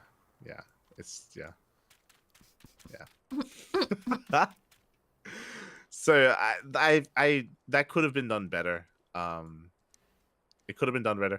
We also spirit bombed them. We did spirit bomb. I would say, okay, this took me longer than it should have because the UI was unclear to me and I didn't know what I was supposed to do. Because they were like, quickly, Mielikka, you should charge the sword. I'm like, what am I charging? I'm clicking on Alice and nothing happens. And like, only like few minutes in, I realized there's this small text right in front of her where everything is flashing and it says sword of light. I'm like, oh, that's what I'm clicking. See, initially I thought that because there are like lights on the ground around her, and I thought they were like ley lines, so I thought I had to stand on them to power her. Same. But then the text showed up. It's like, okay, I just click on this. Yeah, but it was just like because everything is happening there, like everything is flashing. It was just so invisible because it's white text too. Yeah, it wasn't very noticeable. But it's kind of weird. We didn't have Ida, we didn't have Papalimo. The interaction with Alice could have been better. I mean, Ishtola also is kind of bad, but I mean, it's fine. She doesn't have to be there. It's fine. She's got her own stuff going on. But it would have been nice if the entire team was back and to have like a proper team confrontation. Yeah, it would have been fitting, especially if we're fighting like a dark, like an alternate team version of us, So it would have been very fitting. So I feel like they missed an opportunity. I was concerned straight before the cinemax even began. I prefaced by saying I don't want to kill the Warriors of Darkness, and I hope that they stay alive, and I hope that we get to interact with them. And I was expecting the story with them to continue. This feels very premature that their issue has now been resolved. It feels like there was a lot of lead up, and I feel like the climax wasn't there because there was no climax. Because there's we spoke earlier about how aimless we felt right now because it feels like we're still figuring stuff out, and there's like we're still investigating. Yeah, there's potentially like a lot to learn. Like, it's interesting, right? It's interesting to hear that, like, oh, there's like an alternate universe, and they had their own Warriors of Light, and they even emphasized it in this like cinematic, the idea that they did everything right and they won, and Light took over, and then they got fucked because Light took over everything, right? Like that's an interesting concept. Yeah. Because it's like and they emphasize that like it's actually not about like the good versus evil. It's like the balance of the two. Yeah, exactly. Of the light and darkness. And they were like they fucked up because they were too good. They were kind of like they were too good at what they were doing. So they weren't necessarily like evil for what they were doing either. So like it's like an interesting concept, and it would be nice to learn more about it and learn more about them. And again, like our initial theory of like maybe incorporating the World of Darkness would have been more interesting as well, because then we get to visit that area again that we did for like that one time that we haven't gone back to yet.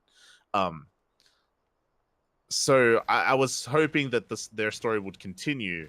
And it's really weird that it ended here because there wasn't even a raid, there wasn't even a trial, there was nothing. It just it's just over. It feels too soon. Because it feels like because we just got introduced to them in the post patch, and now we're done with them. And it's like, what? Yeah, I thought this would be like a lead up for something that will be going on for a while, but yeah, like I feel like there was a lot here. There was a lot of potential. There's a lot of potential for a story, and they just wrapped it up real quick. It's like, what? Very suddenly. Maybe not even quick, but just suddenly.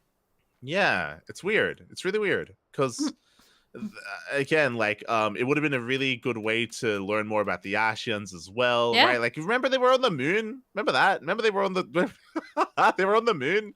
Yeah, like, in general, it sounds like from what we know, it sounds like at least Urianger has learned a lot about the Ashians, and like we don't know any of it.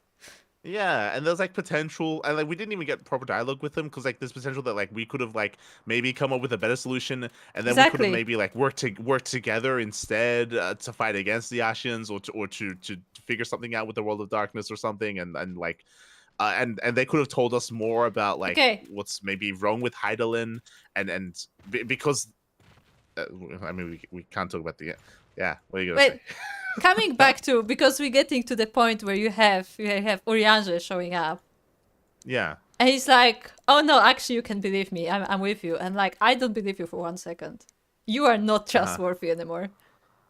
And then Alisa is like, oh, so I can trust you? It's like, yes, you can. I'm like, I don't trust you. Do not stand behind me. I don't trust you. That line felt weird as well because like Alfino had no idea that anything was happening. Yeah, also that. He's like, I was with you all along, and then Alfino's like, you were against us? Wait, what? Did I miss something? Yeah, exactly. You were against us? Hold on. Like, what's going on? So that felt really disconnected because a lot of the characters aren't on the same page with what's happening. So it felt a little bit. It wasn't very cohesive with what was going on. So that was like also really... just what you said, like you kind of missed the part of confrontation where Alfino would find out that he's conspiring. Like he never realized, right? Like it feels like we just missed a big chunk of story because like where was the drama of that of him finding out, of the distrust of Urianger, and of like what he's doing and what his overall goal is, because we still don't really know what the goal is, right? I guess we'll get to that. He says we'll get to that. Yeah, like this convoluted idea of like, so his plan was he wanted Minfilia to be absorbed by Hydaelyn. Like that was his plan? Question mark. That was his plan. I see. That's a problem. I don't know if it's because of how the story is written, or if it's because how specifically Urianger speaks. I do not understand anything that happened between Urianger, Hydaelyn, and the Warriors of Darkness. I literally do not understand what the plan was. It doesn't sound. It's like, oh, so their problem is that they have too much light. Let's send like a piece of our light to them. Like, how does that solve their problem? Yeah, from my understanding, Urianger apparently had known about this long ago, which makes sense because I think we found out about him potentially being bad at the very end of Realm Reborn, because I think that's when there was a cinematic of him speaking to someone else, I think, unless I'm mistaken. No, I think you're right. But yeah, so I like think as we were escaping Gul'da, I think that was like one of the flashes. Yeah, exactly. Yeah, that was one of the end credit scenes or something. So from my understanding, what Urianger was saying was that his plan all along to help the Warriors of Darkness was to have Hydaelyn intervene, but the only way for her to intervene would have been if there was like a conduit that Hydaelyn can like work through. So his plan was to use Minfilia. That I am not sure of, like, chronologically, because I don't know if it would be like Urianger getting Minfilia to become part of Hydaelyn, or if it was that Minfilia became part of Hydaelyn and like Urianger decided to use that. Like, I'm not sure chronologically which one was first. Well, I think they're saying that he wanted that all along, but story-wise, I don't think it really.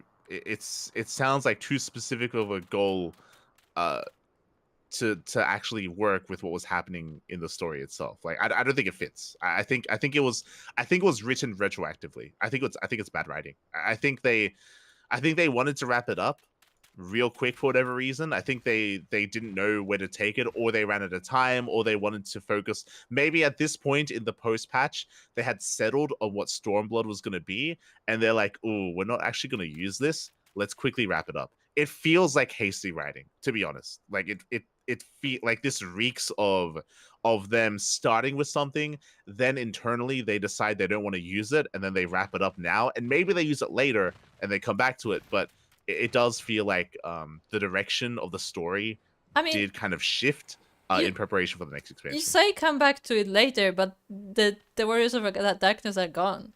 Like, Minfilia will probably appear later, but the characters we were exploring are not there anymore. I say that because they're still alive. From my understanding, no, they're dead. They're gone. No, the whole point was they're dead. No, they literally said, "Take us back to our world." Yeah, but I think because remember, because of how they interacted with each other, I think what that meant was return our soul to the live stream. Not return us specifically, but return the souls to the live stream. I don't think so, because otherwise, I'm pretty sure the point of the interaction was that Hydaelyn was going to intervene and save their world. Their world wasn't destroyed. but before we even got to that, back when like we were talking to them about why they're doing this in the first place, I know in this engagement before that, they said that they themselves cannot be saved anymore. That maybe the world can, but like they themselves are lost. Yeah, but I would assume that Hydaelyn can maybe revert that. Oh. If anyone can hide, like, probably. Then wouldn't they be just happy about it? It's like, hey, thank you for reviving us. They didn't seem happy. They seemed like, oh, they've given up. They're satisfied with their lives, so they're just, moving on. I didn't get the impression that I did. That they were I did get the impression that they were like releasing themselves from like this, unending battle. From my interpretation, they weren't expressive. They weren't like killed because I assumed that they were going to come back, like they were going to use those characters again. That's what I assume. But if not, then that's even worse. But like my assumption is that they were never even named. So I don't know if they're planning to bring them back. I think that they're interested enough to bring them back. They're interesting enough of characters to bring them back. Yeah, but I at this point I don't know if they were planning to bring them back. Let's put it this way. Well, I would say that their end is ambiguous so that they can bring them back if they need to. Like that's my interpretation of how they wrapped up that story. Not that they like died permanently. Because if you remember, the insinuation was I think they were like prepared to, they said themselves that they were prepared to give their lives, and I mean they technically are dead because they like sacrificed their like body and soul and all that stuff to become that what they are. They literally died before. Like they are not like humans in the sense we think, like they are basically souls. Yeah, that's all obvious. My interpretation at the end is that they're alive and Heidelin sent them back home, and they're like the Ashians in the sense of alive, but like they're still present in the new world or their old world. Is how I took that. But yeah, regardless, it's just a really weird way. It's just a really bad way to end this. And again, I've heard of like problems with Square Enix and their storytelling and their writing and all that stuff, like for Final Fantasy 14, which is why like my go-to assumption here is that like internally they just decided not that they weren't going to use this anymore for now, which is just not good.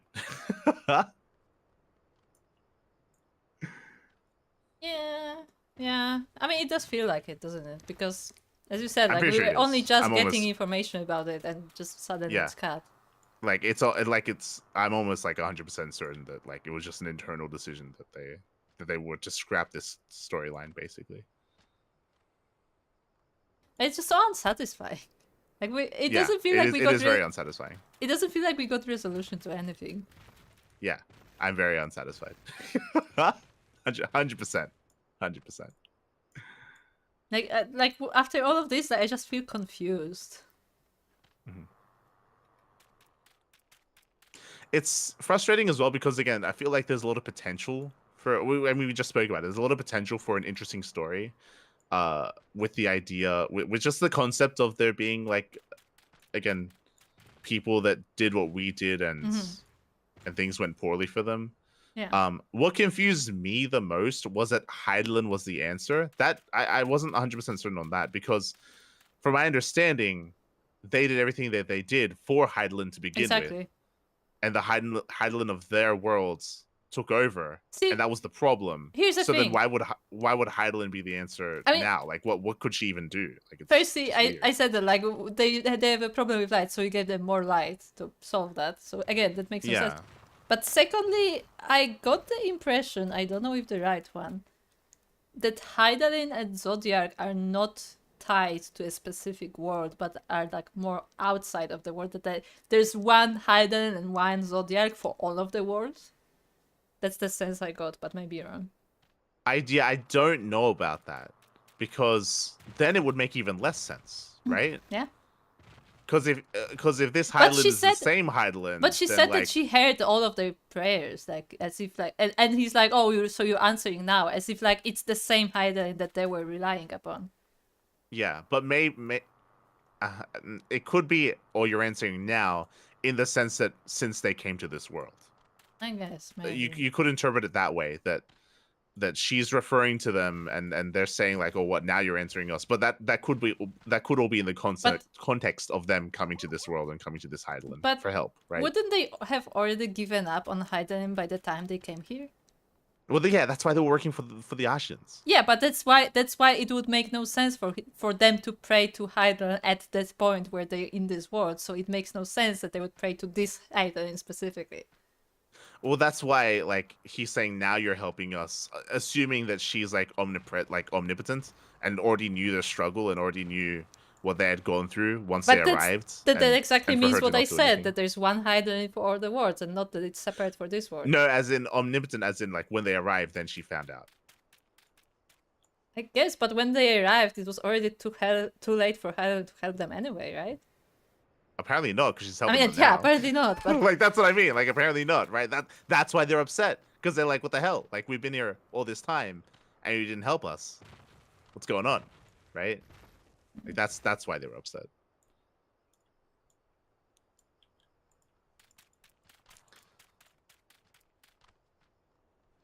So, yeah. No spoilers, obviously, Souko. But I hope that we can revisit this in the future, in the upcoming expansions, and if we don't revisit this, then I'm going to be very disappointed. I mean, I'm already disappointed, but I'm going to be even more so, because my my hope is that with the way that this is ended, it leaves it open enough to re-explore this stuff later when there's time to do so. When like the writers and the director decides, okay, now it's time to like explore this. And I hope they do it well. And they actually give it the time it deserves instead of like rushing it again.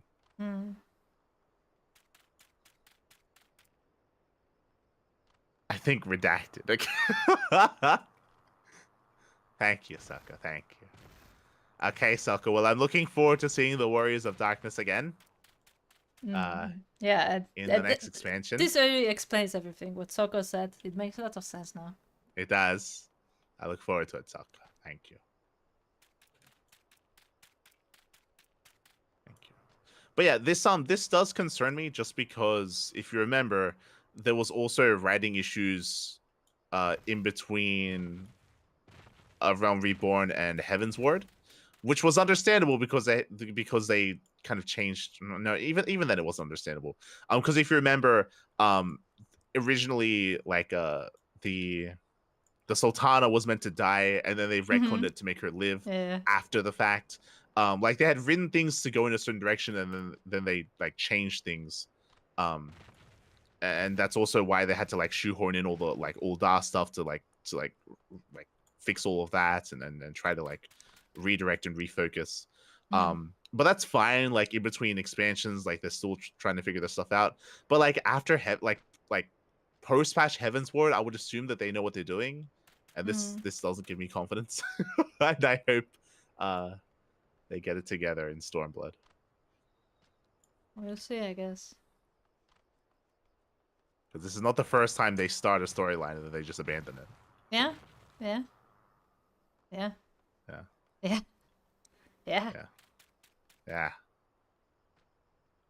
Where all the stuff with like Deleji and all the conspiracy and all that and everything, and like that was all interesting as well. And they just no.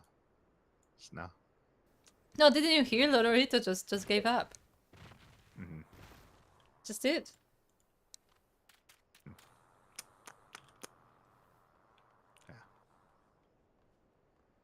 Yeah. All right. Well, the Minfilia stuff. That's another example of them. I think the Minfilia stuff is fine because that isn't an example of them retconning. That's an example of them like redirecting kind of what they want out of a character. We spoke earlier that we didn't really like Minfilia as a character, and she felt, I wouldn't say out of place, but like there was a lot wrong with that. And their answer clearly.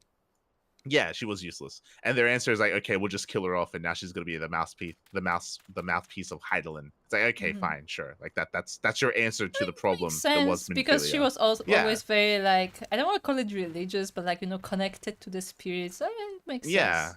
Yeah, like that's fine. Like that's a good solution to the problem, right? Like it fits.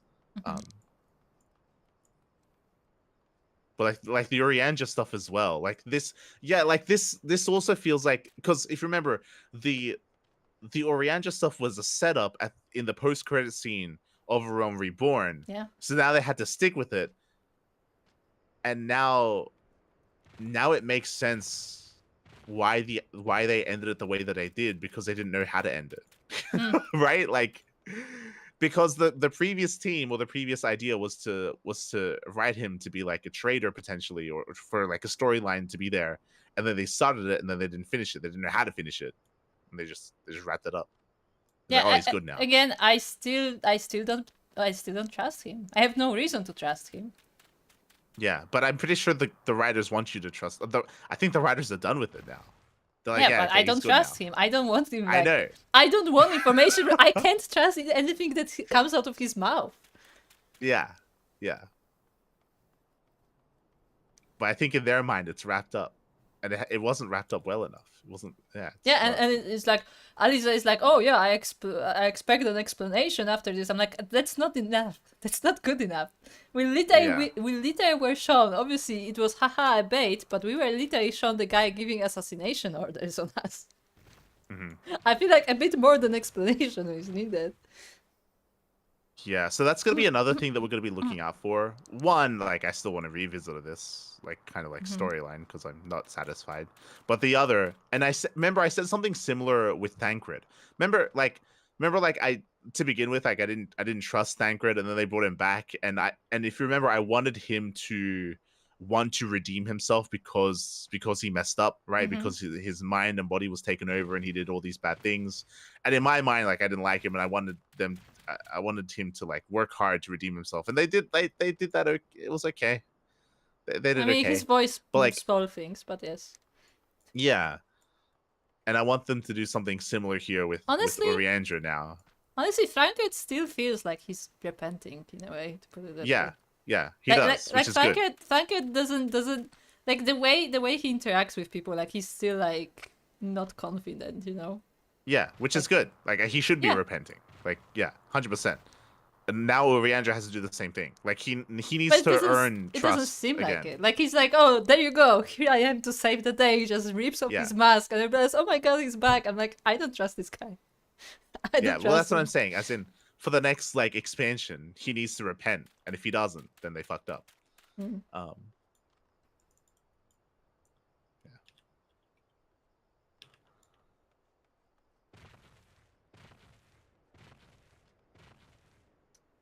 Yeah. Souko's talking about Earl Grey. Earl Grey with honey. It is good. I love Earl Grey with honey. Yes. I ran out of honey, so it's a tragedy. But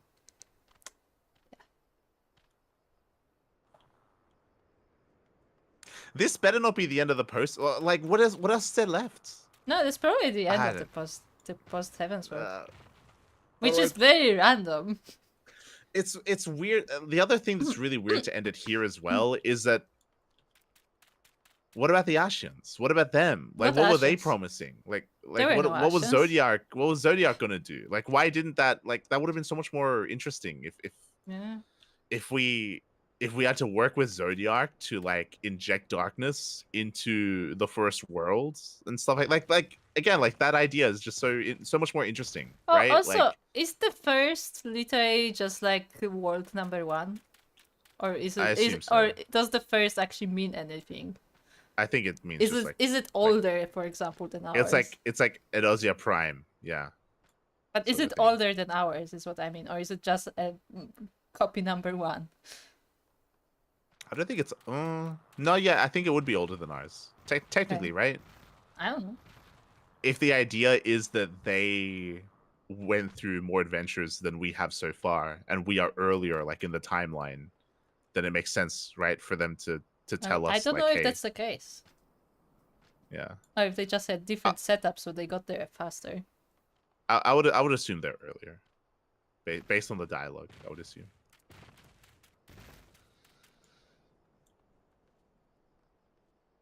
But yeah, like this whole storyline would have been so much better because like the whole point, as you said before, is like there's no good and evil. If we had actually worked with Zodiac instead, and Zodiac would have been the answer instead of Hydaelyn, right? And then Oriandra could have been our in. That would be working with that Zodiac. would be. I mean, that would require some really good writing because we are literally the champions of Hydaelyn. Yeah. Just get good writers. Yeah. just do it. Just do it. Yeah, but what I mean is that like I feel like that's a material for an entire expansion, not just a quest line. Yeah, exactly. Which is why I thought that this was just going to lead into the next expansion. Maybe that's what Shadowbringers are. Maybe. It should be, but that's what I'm saying. Like it feels like we're going to revisit. It feels like we should revisit this at some point, and if we don't, then do you I'm gonna be think? upset. Do you think the Shadowbringers expansion just starts with Minfilia coming back? She's like, well, I didn't do it. Do you think Shadowbringers is literally us just bringing shadow to the first world? That's why it's Shadowbringers. That's what I mean. But like Minfilia comes back and she turns out that like adding more light to light didn't fix it. Yeah, she's like, guys, you won't believe this, but adding light to light doesn't make it dark. Oh shit. And that is why she became the ward of the mother and not the accountant of the mother. Not the brain. She's not the brain. She's just She's the not mouth. the brain of the mother. No. Okay.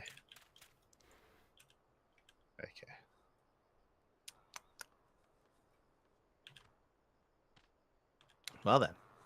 There you go. Time to finish this quest line. Are we not done? Can we? I mean, we still have to talk to them. God damn it. Okay.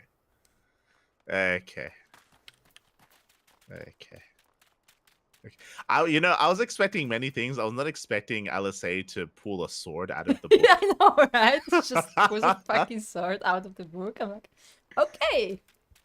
Okay. I mean, I will give that it was nice visually. It was an interesting scene, but yeah, I did not expect a sword out of. I kind of wanted the book to be like the hilt, like the handle of the sword, and like.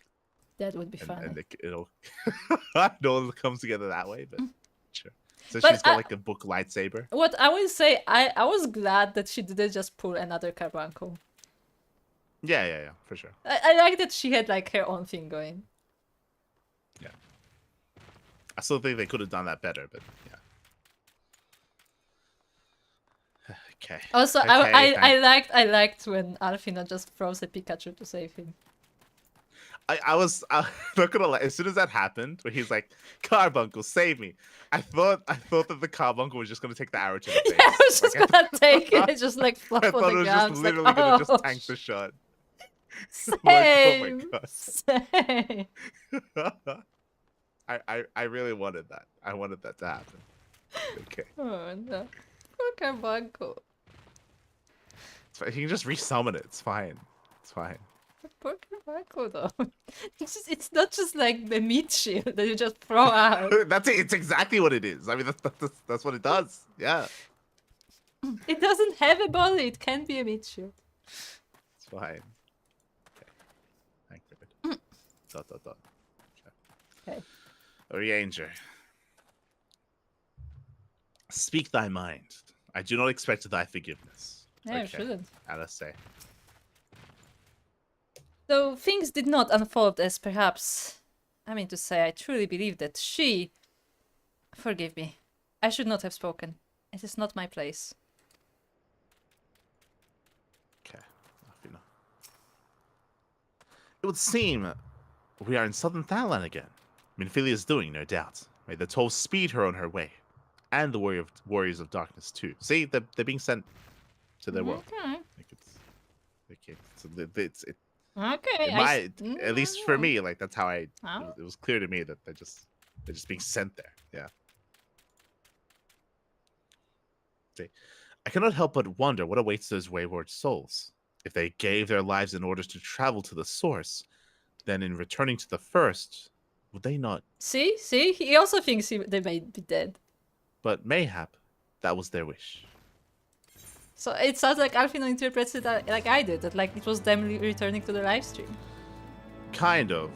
Like, what he's saying reinforces the idea that there's multiple Heidelins, because otherwise you wouldn't have to return to your world to return to live stream. If Heidelin was a thing that just is. Is live stream not planet based? It would be star-based. Yeah, right? But by star they mean planet. Well, like Heidelin's the star. No, the star is the place you're at. Heidelin is not a star. By the star, they mean the place. Okay. Because remember, they say that their star is dying. It's not Heidelin. Wait, does that mean dying. Does that mean that if we go to another world, then we can't die because that's not where our live stream is? Maybe. Or maybe we can die, but like our souls cannot like return. Uh-huh. I think that's more what they mean. Maybe. Right. Sweet Alfino. Alfino seems to be at a loss for words. There's like a Moonbreeder. Moonbreeder's the one that died, right? Yeah, she was the I mean, Orianshel liked her, if you know what I mean. Yeah, and she like got like stabbed in the face or something. I don't remember how she died actually. It's been so long that I don't remember how she died. I remember she died in the like the meeting room of the Crystal Braves, right? We were all there. Yeah. Maybe. I can't remember. Maybe. Forgive me. My thoughts were elsewhere. And And this, when I know full well there is yet work to be done. The crystals. Leave them to me. I will go back into Zarak and secure them. The Amalja will still be in disarray after the thrashing the Warriors of Darkness gave them. I think they're all dead, but sure. They are not like to notice a lone bard skulking about. He's a bard? He's not a bard. He's not a bard. He's a rogue. But Thancred, you're not a but, bard. But Thancred, you're not a bard. Don't have to do this? I know. But I want to. I will see you at the Rising Stones. I should go and find Ida and Papalimo. They must have finished searching the mosque camp by now. Not that it matters anymore. See, that's what I mean. Like, none of what they did mattered. Like, it's a bad excuse to have them not there. It's just, yeah. It just doesn't make any sense. Doesn't make any sense. Do you have anything to say? No. Okay, good. That's it. You must be tired, Mielikka. I know I am. If thou wilt permit me, my lady, I would ask a question. When didst thou become aware of mine independent pursuits? When I saw you meeting with that warrior of darkness and the Ascian in white at the great library.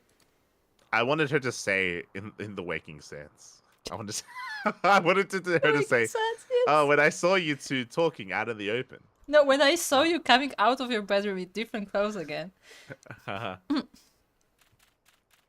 I tried not to think the worst. You've never been one to confide in others, so I knew that even were your intentions pure, you would not share your plans with us until you felt the time was right. But I cannot deny that a part of me feared you had simply betrayed us. Would that there had been another way. Know that I took no pleasure in deceiving thee, and that these sins will forever weigh heavy on my heart. I understand why you did what you did. That you but sought to achieve the greatest good while inflicting at the least harm. Not many would have the courage to make that choice. But even knowing what came of your actions, I find that I cannot condone them. I'm sorry. Mielikka, forgive me, but I believe the events of the day have taken their toll on me. I should like to rest for a while. If thou wilt grant me leave, I would gladly escort thee onto a refuge of thine own choosing.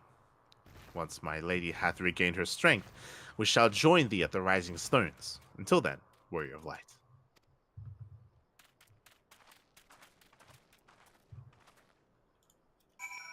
Okay. We're not in a party. Okay. The quest is called An Ending to Mark a New Beginning. So yeah, I guess the storyline is ended. Okay. Okay. Okay. Remember Little Al Amigo? What? Ala what? Do you think it will be a cliffhanger for the expansion, or it will be just the ending, just the conclusion? There's got to be like an ending cinematic before the next expansion, just like Realm Reborn. There was like the big cinematic, right? Right. Speak to Ida. Ah, there you are. We finished our search, in case you were wondering. Like, did we miss anything? It's like, Nah, not at all. Nothing. I've yet to tell them what happened in Zarak. I thought it best to do so together. Okay. Okay, Papa Lima. This better be a cutscene with voice acting. God damn. Well met, Light. Alphinaud said you would be joining us. 'Twould seem the Griffin's double was telling the truth, insofar as we found nothing resembling a sizable cache of crystals in the mosque camp. Did you perchance find one in Zarak? Why did we find things? So we found Minfilia, we fought the warriors, we beat them. We traveled to a different realm. Yeah, she teleported them away. Orianger's bad, but he's good again, don't worry. Yeah, but he's also a bit bad, but he's good, so you can trust him, definitely. He definitely won't backstab you in the night. Actually. Fade to black.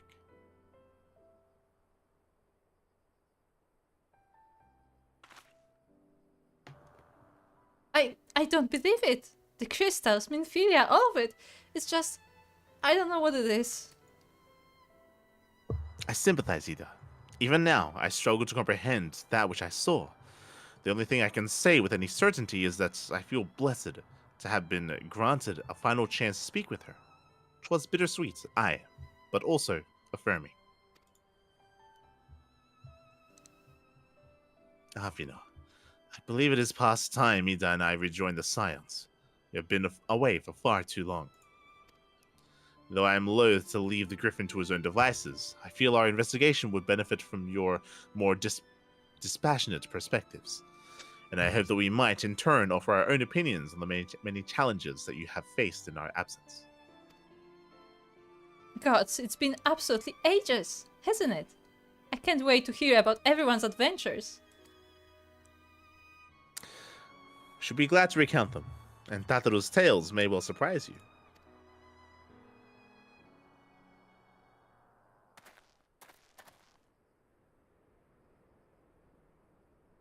Ida? Ida Rail be praised, it is you. She was there for the past like half a year and nobody noticed. Ida, alive, standing here before me, in the flesh. I can hardly believe my eyes. Oh, come now. Has it really been so long you don't remember me? It's Gundabald. I fought beside your father in the revolution.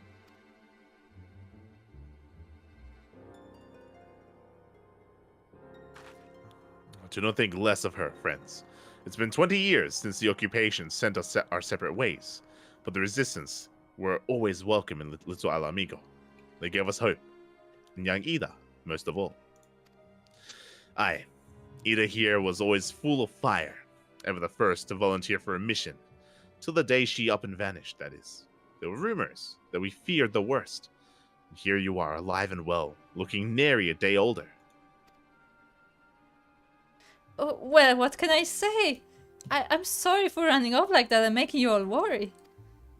It's a long story, but you see, I got involved with my friends here, the Scions. Oh, sorry, we were still in the circle of knowing back then, right? And anyway, I wanted to come back and tell you, but it was all very secretive stuff at the time, and as you can see, I'm completely fine.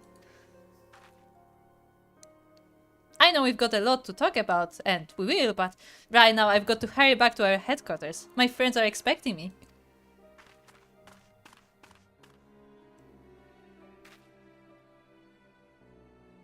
Pray forgive her. It's been a very long day for us all. I promise we will visit again at the first opportunity.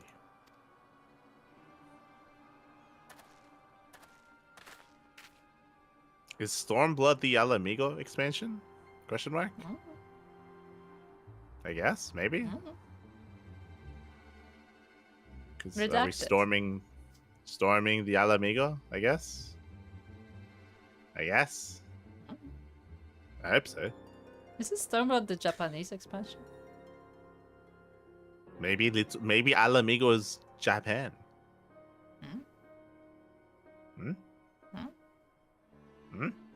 They don't look very Japan style, but sure. They don't. They really don't. Let us return to the Rising Stones. What's after Stormblood? Is that Endwalker? No. There's Shadowbringers, but I don't know if there's something in between. Is there something in between Stormblood and Shadowbringers? I don't remember. Souko, do you remember? I think that's just it. Hells take me for giving you that mask. What? I guess she didn't always have the mask. Wait, but that's not even that. Like, apparently Papalemo gave her that mask? Apparently they gave her the mask so that she could hide from them, but despite that, they still figured out who she was, even with the mask. I mean, they figured out because she had to introduce herself, like when they were doing the whole Griffin thing. But what I always say is that guy is like the leader of this whole settlement, and they've been here for months, and he wouldn't know. Yeah. I mean, they knew her as Ida for those months as well. Yeah, as far as we know, they didn't use fake names or anything. Yeah, they didn't use fake names. And they were like actively part of what was happening. It's not like they were hiding. Like they were actively part of the events. Yes. And they just never noticed. Nah, they didn't.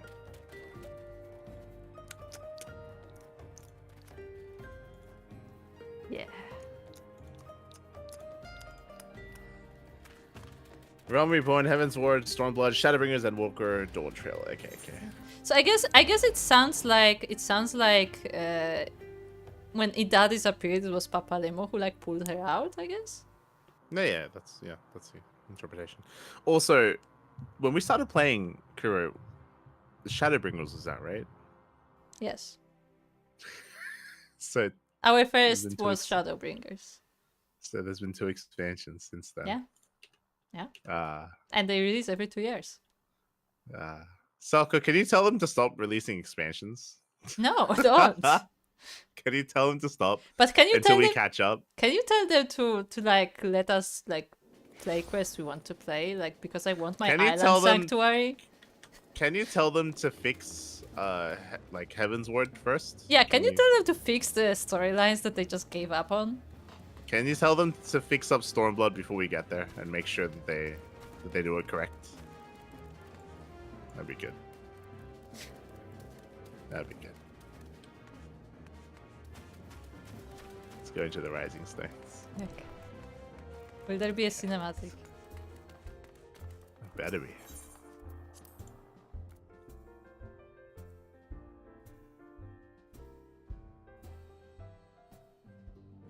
Well, not yet, anyway. I like how for the letter version, you have to put the little H in between S and B. Yeah. To delineate between Stormblood and Shadowbringer. I mean, it makes sense, but I like it. So, also, we can talk to your favorite character. Nafi? No. Before that. At the tables. Boulder? At the tables. Yes. I'm too late. I'm already speaking to Alfina. God damn. Hold on, I'm gonna speak to them. I want to see what they say. Speak to Alfina. Oh, okay. Hori is very happy that Ida and Papalemo are back. Okay. He's literally jumping. I just want you to know. He's literally hold on. Who else is here? Okay, let's keep going. I need to know. This guy is here. Okay, keep going. Okay. We'll go back and speak to them after. No, because they may have different lines. Speak to them after. Okay. And Flamin says that she knows that speak to them after. Is gone. Okay. You're spoiling. Okay. Welcome home, Light. I trust your journey was uneventful. You'll be pleased to hear that Thancred has secured the crystals. He has sent word a short while ago. Once he has delivered them to safely into the Temple Knight's care, he will rejoin us here in a couple of weeks, and we can declare this matter officially resolved. I'm glad you added that. After awaiting your arrival, I took the opportunity to contact Y'shtola and Kryl. Kryl is the teacher. Yeah. And brief them on what has occurred. I also requested that they return to the Rising Stones at their earliest convenience. Now that our lost friends have been found, it would seem meet to discuss the future. Good, because we are aimless at the moment.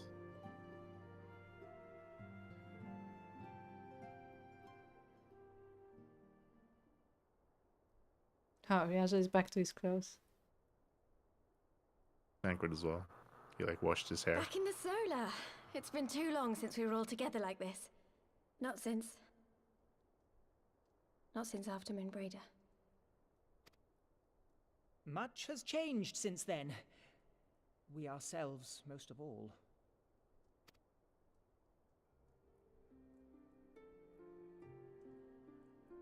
Though not all who were lost could be gathered here today, we may take comfort in the knowledge that those who are not are carrying on the fight.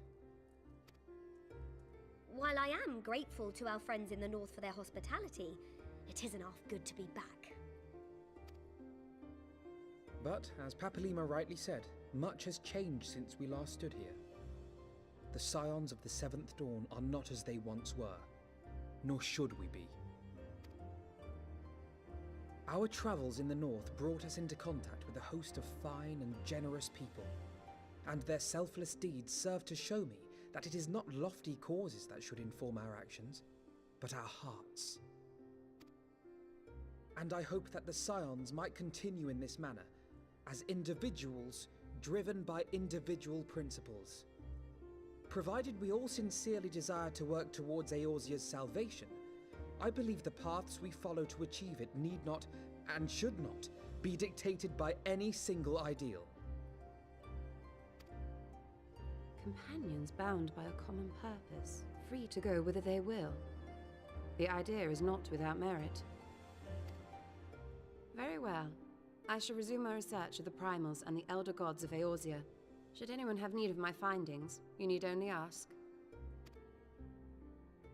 I should be glad of your continued assistance. Well, my main purpose in coming here was to see the signs of the Seventh Dawn restored and my dear friend found. Nevertheless, having involved myself in your struggles, I feel compelled to see them through to the bitter end. For Minfilia's sake. That is, if there are no objections.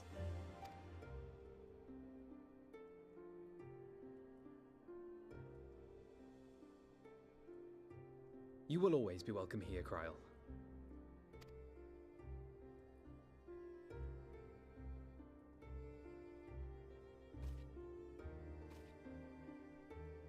Urianger, can we trust you to carry on your investigation of the Ascians as before?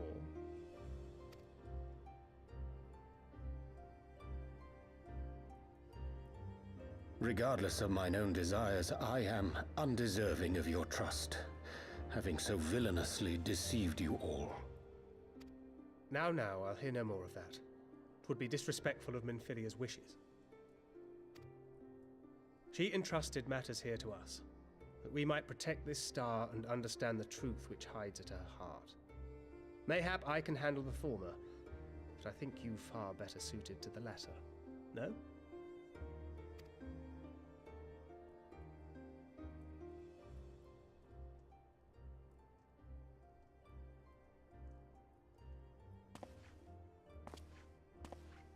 Very well. Then out of love for my Lady Minfilia and Moonbreeder both, this shall be my solemn charge. Papalimo and I should probably return to Thanalan to keep an eye on the Resistance. There's still the matter of the Griffin and the Amalja, not to mention the new Imperial Viceroy.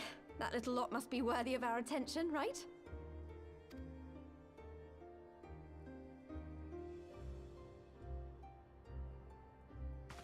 And what will you do, Alize?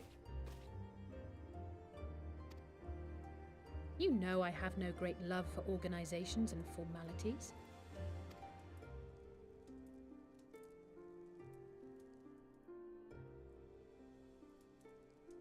That being said, this new approach you propose is not wholly objectionable, and we've always got her to keep us from bickering.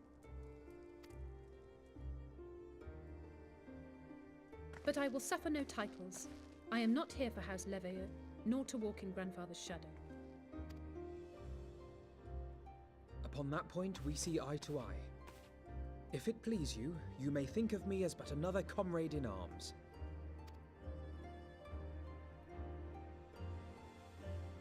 Well then, Alfie, I for my part shall see to the paperwork and the finances with my characteristic aplomb.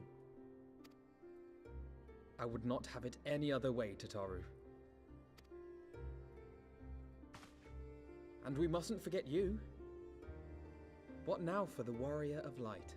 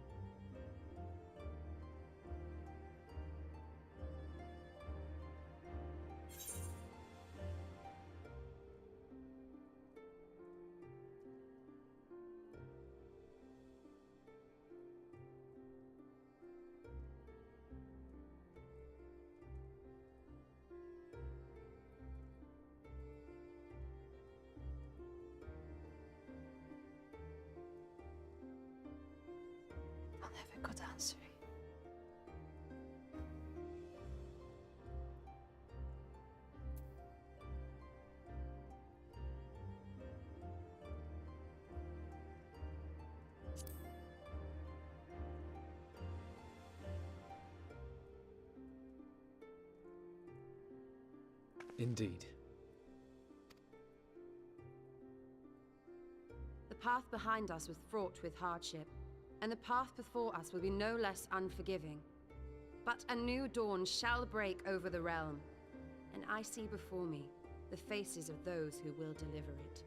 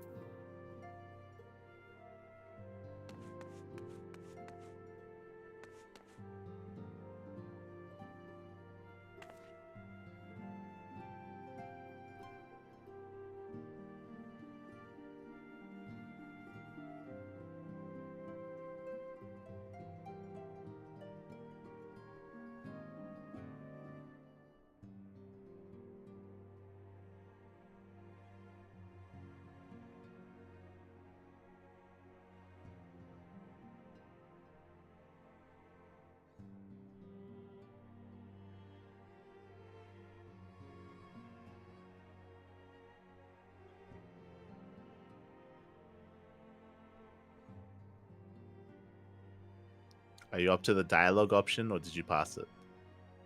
I passed it, but there was no good choices. Okay.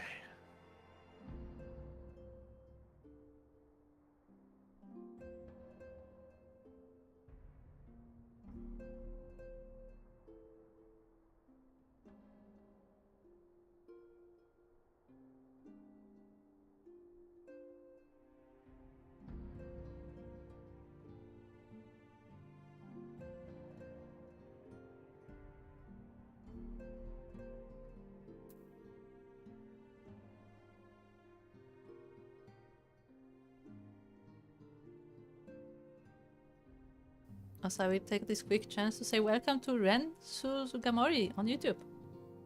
Welcome to our way more casual playthrough of Final Fantasy XIV. We've been playing for like 4 years now, and we are still closing up the first expansion. So that's our pace. We are definitely not rushing things.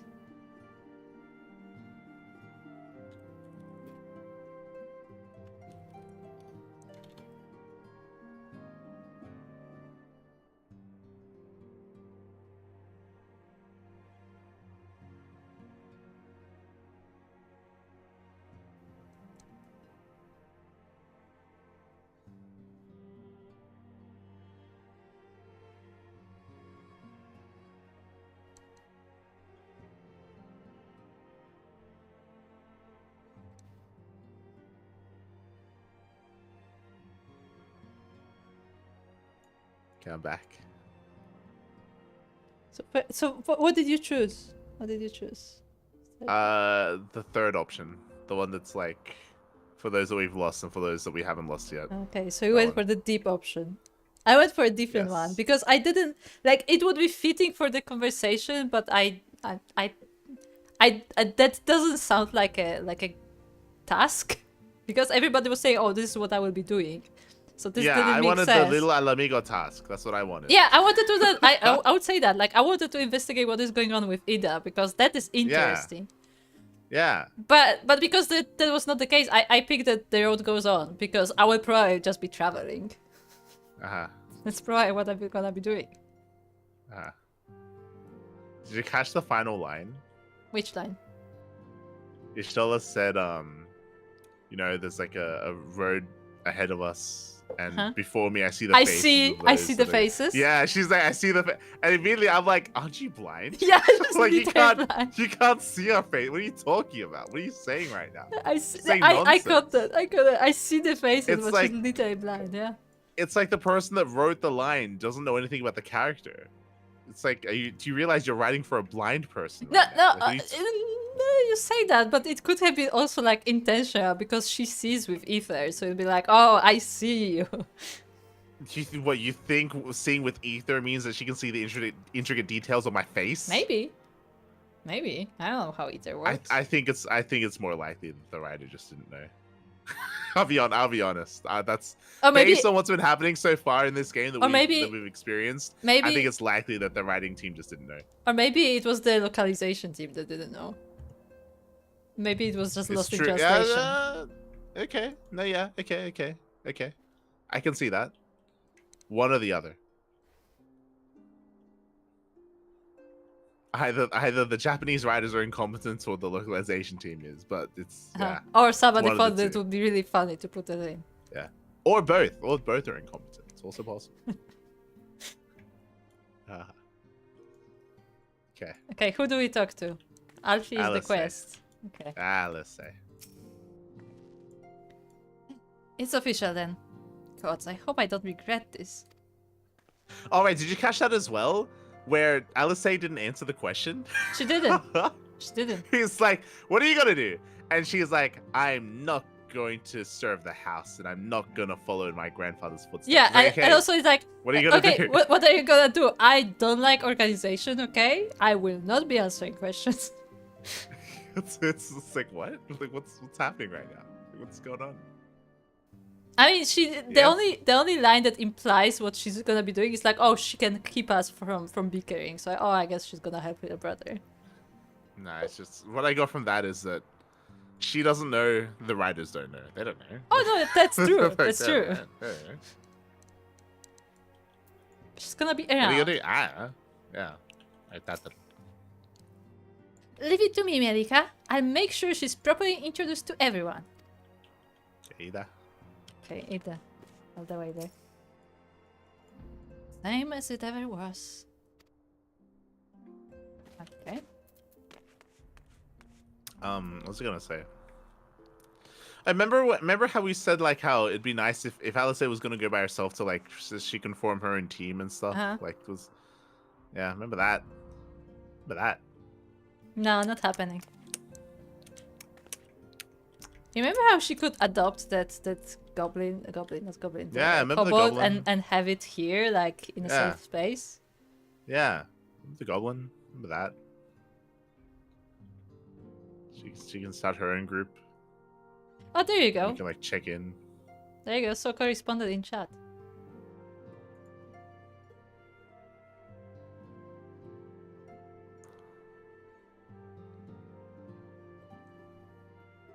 Okay.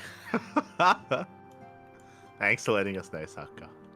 Yeah, apparently there's a filter in the GPOs in the photo mode, which lets you see how the eater would look like. Okay. So she can see faces. Confirmed. Maybe. Assuming that's what she sees. Assuming that's what she sees, yeah. That could just be like Instapearl, like filter, and it might not be reflective of reality. I thought it was Pearlgram. Whatever. If you want it to be, it's whatever. No, Instapearl is better. It doesn't matter. It doesn't matter. But yes, Instapearl. No.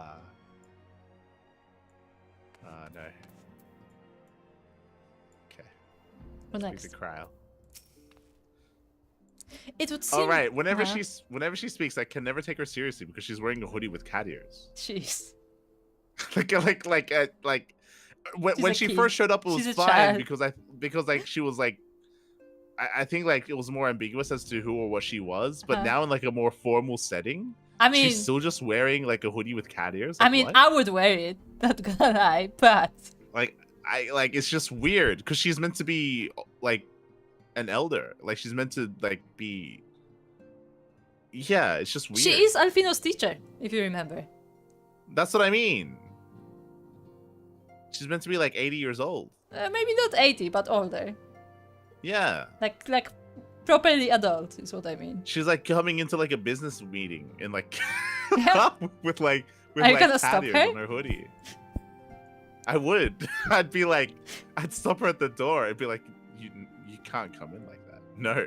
Children are not allowed. Children are not allowed. Excuse me. I'm your elder. I'll have you know, and I'm like, I'll push her away. Like, no, you can't. I'm not gonna have you know, I saw Alfie when he was 6 years old and when he was wearing. Oh my god. Alright. Go on. It would seem that I'm a scion then. Some derive comfort from such titles, but I cannot say that I feel any different from before. Well, may have a twinge of pride.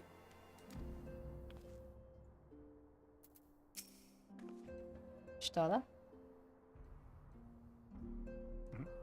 As agreed, we shall spend the coming moons conducting our own independent research. Should you have need of our services, however, you are of course welcome to seek us out.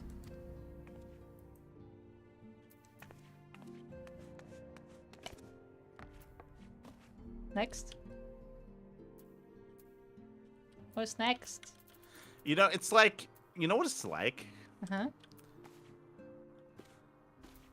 It's like if we're in a business meeting and you have facial hair and then she walks in with like a fake mustache. I'm like, what are you doing right now? What are you doing? And she's like, sure, what do you mean? There's nothing wrong. I'm here for the meeting. It's like, why do you have fake ears? Why do you have a fake mustache? I have real ears because that's who I am, because of my race of being. Like, what are you doing right now? Like, I don't understand.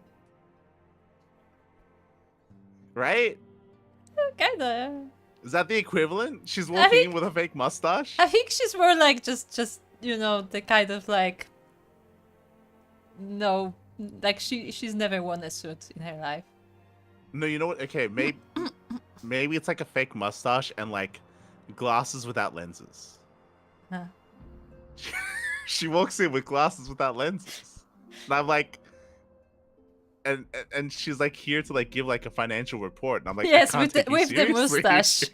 Yes, with the mustache and with the fake glasses. I'm like, what are you doing right now? What are you doing? I don't. Why? There's a time and a place. Okay. Okay. Coltonet. They have different lines, by the way. 'Tis passing strange to think that we may never see Lady Minfilia again. After witnessing so many of our missing comrades return to us, I dared to hope that she might one day do the same. I'm sure she will, like in a couple of expansions. Yeah, probably. Ray Boulder. Oh. Do not think I will be bested so easily again. When my competition with Lady Ida has ended, the Scions of the Seventh Dawn shall crown a new champion of the squat. Squat. Not squat, the squat. The squat. They're gonna be squatting. So he's having a squatting challenge with Ida? Yes. Who's gonna squat it better? Squat. Okay, Orianger. It may be argued that the great sundering of the source was an aberration, and the existence of the 10 and 3 reflections an offense to the natural order. That most assuredly is the Ascians' belief. 'Twas in the hope of opening mine eyes to said revelation that they first came unto me, imagining it sufficient to secure mine allegiance. Nor would they have been mistaken, were my heart a temple to truth alone. But as a devoted follower of Master Louisoix's teachings, and for the love I bear him and his, I hearken not to their words. Okay. Papa Lima. Hold on. Suppose I should not Hold be... on. The sundering of the source. What does that mean? What's the sundering?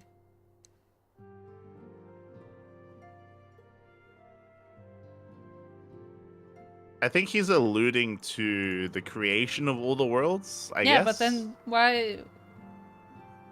Was that like an event that created them? Were they not always there? I don't know if we've heard and we forgot any history of what the Great Sundering is. But based on this line of dialogue, my assumption is that an event happened that created all the worlds. But I don't remember anything about it. I don't remember. I don't remember the lore. Okay. Okay. Thancred. I have Sir Americ's assurances that the Temple Knights will henceforth keep a close eye on the Ishgardian crystal trade. Oh, and he extends his deepest apologies for your dinner having been cut short. Courteous fellow, isn't he? You would never guess he was a politician. I mean, he was kind of born into it. Yeah, I suppose I should not be surprised with everyone standing in a circle delivering grand proclamations about their future endeavors. She naturally felt obliged to make up one of her own. Yeah, I was hoping Papalemo would say something more. Yeah. Because I liked the way they portrayed it, because we knew that Ida and Papalemo like are inseparable, like they're always together. But like this time, like Papalemo like for the past few scenes, like he seems very caring about her, which is something he didn't really show before. Like it was obvious that they are close, but like he was always like, you know, the old and cranky, but like now he looks genuinely worried. I don't know. Okay. Homie. When you think about it, we have accomplished quite a lot in recent days, have we not? There are, of course, some few regrets for missed opportunities. I pity we were unable to deal with Ilbert and the Braves once and for all, for example. Okay, Balder. All those little mistakes at the beginning to add up. And Nori, you must try harder to remain focused. And no. Oh, sorry, that's me.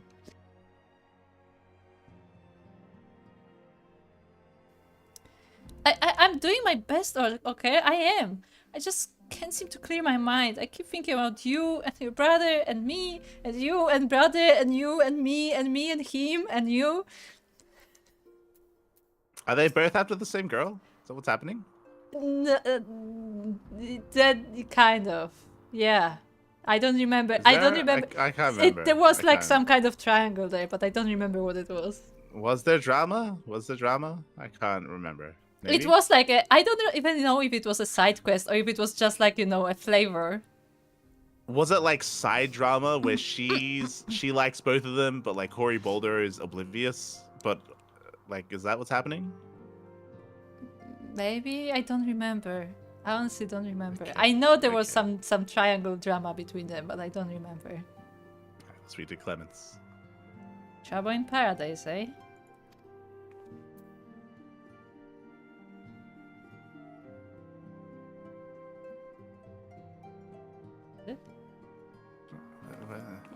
Okay.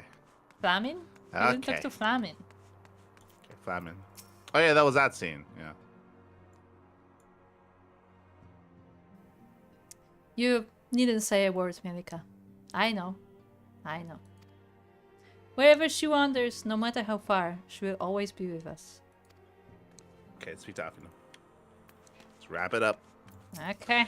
Look at them lights. The signs of the Seventh Dawn. Look how far we've come. The people we've met, the moments we've shared, the losses we've suffered, the tragedies we've overcome. All of it has made us who we are today. Where we go from here and what the future holds, only the 12 know. But I know that we will find out together.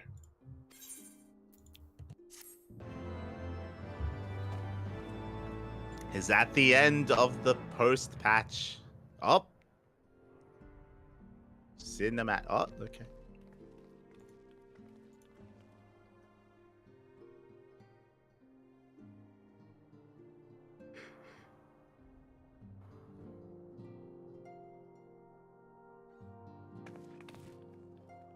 One world's heroes are another world's villains. One world's loss, another world's gain. Where men go as one, there is life. And where there is life,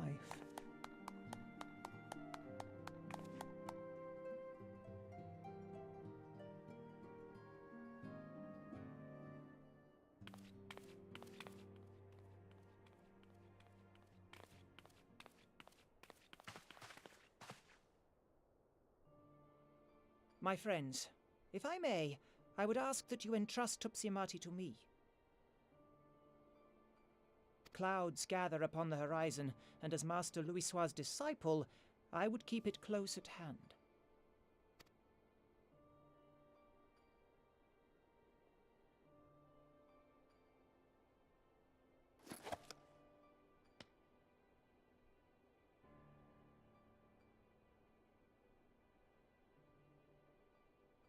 Thank you.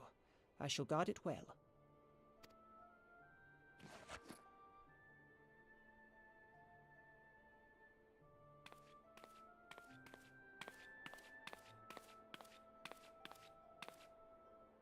There is cause to hope.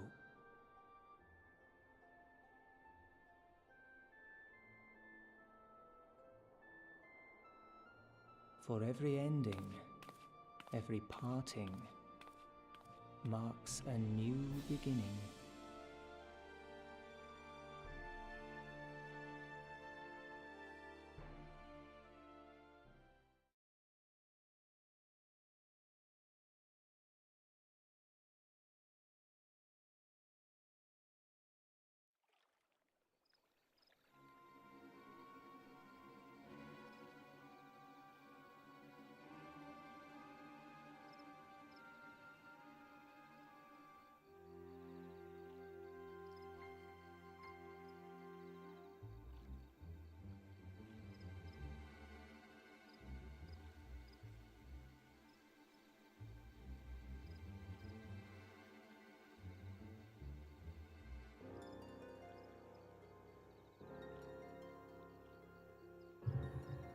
Are you ready? Yep. I honestly, I completely forgot that Minfilia gave us like a little Yep. artifact thingy. Do you remember what it is? Do you remember what it is? Based on context clues that we just got, is it like a part of the staff of Louisoix? Yeah, that's the staff of Louisoix that he used when he became Phoenix. From what I understand. Yeah, I only got that from that final line because I knew it immediately. Because if you remember, that was her prized possession that she kept in her office. Yeah, it was on the wall. It was Didn't it get stolen? Yeah, did it get stolen at some point? And we had to get it back. Did we get it back? I think we got it back, and then or maybe we didn't. I don't know. But what I wanted to point out, this is supposed to be like super important artifact, and a guy comes up to us, "Hey, can I have it?" And we're like, "Sure." Just give it I mean, wouldn't it make more sense if we gave it to Alfino? Am I crazy? Especially if Alice Say is right now proclaiming like, I don't want to follow my grandfather's footsteps. I'm going to do my own thing. Sure. But I would assume that Alfino would be like, okay, well, I'm going to follow my grandfather's My footsteps. point is more that Minfilia gave it to us specifically, and there was probably a reason for it. Like, she didn't give it to Alfino, and she knows Alfino. It's not like she doesn't trust Alfino. She gave us to us specifically to protect it.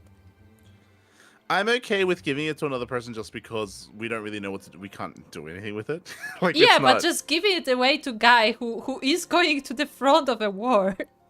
Yeah, that's kind of weird. I think it's kind of weird that we're giving it to Papademo considering he's going to Little Alamigo. Not just that, but also he's been gone for a couple of months and we literally haven't really spoken too much at all. Or like, for all we know, he could have changed in those months. Yeah, like we don't really know what's going on. You know? Like, he may have his own agenda at this point. Well done, brother. You may resume your normal duties, and rejoin the others. The coming battle shall be our greatest yet, and I intend to stand with you all on that glorious day.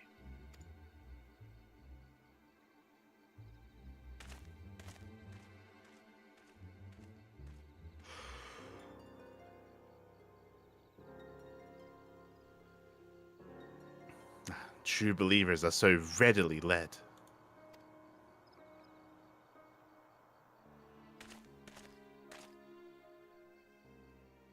I've given them everything they desired, all for which they have prayed. I doubt you can say the name for your pawns. To say the same for your pawns. Gets what you wanted then. Was it all worth it in the end? there were some unexpected developments, but they were ultimately to our advantage. Be it host to a surfeit of light or dark, a world bereft of equilibrium is but a void in waiting, and a void is of no use to my master. I shall follow her emissary with great interest.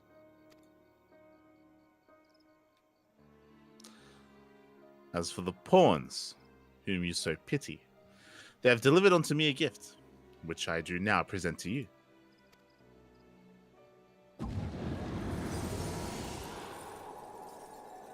Ifrit's balls. Are those the eyes? I was gonna say something, but now I don't have to. This is Ifrit's balls now. There you go, everybody. Oh no. What happened to the eyes of Nidhogg? Am I crazy? Remember how we just threw them randomly into the... Oh yeah, we threw them into the ravine. Yeah? Because that was very smart to do. It wasn't. It wasn't. Spoilers, it wasn't. Yeah. This is silly. Sorry, I should say, this is silly only because of a silly thing that we did, which was for some reason throw the eyes away. Yeah, instead of like put them in a location we will know where they are and like are able to guard them. Yeah. The eyes of Nidhogg. Many were the candidates considered, but by your deeds, you have proven yourself the most deserving. Shouldn't taking both eyes, wouldn't that just turn him into Nidhogg? Shouldn't that just turn him into Nidhogg? It would. Like, isn't that what should happen? Well, but that should happen. As in, if it doesn't happen, it doesn't make any sense. Maybe that's their point. Maybe that's their point. Maybe they want to fight with a dragon on their side. No, I'm saying that again, if he doesn't turn into Nidhogg, then it's bad writing. Yes. Yes. Okay. Yes, I agree. I mean, that's what happened to Einstein, right? Yes. Yes. Okay.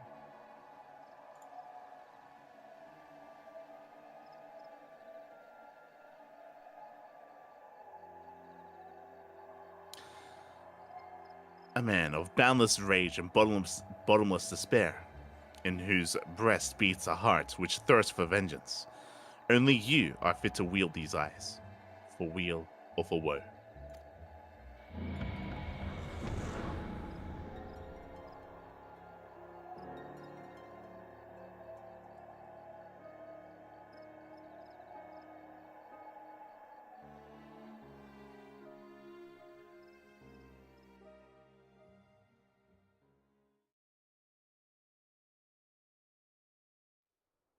So thank you for the followed system. Thank you.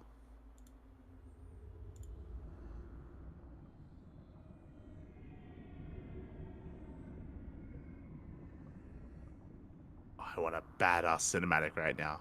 Let's go.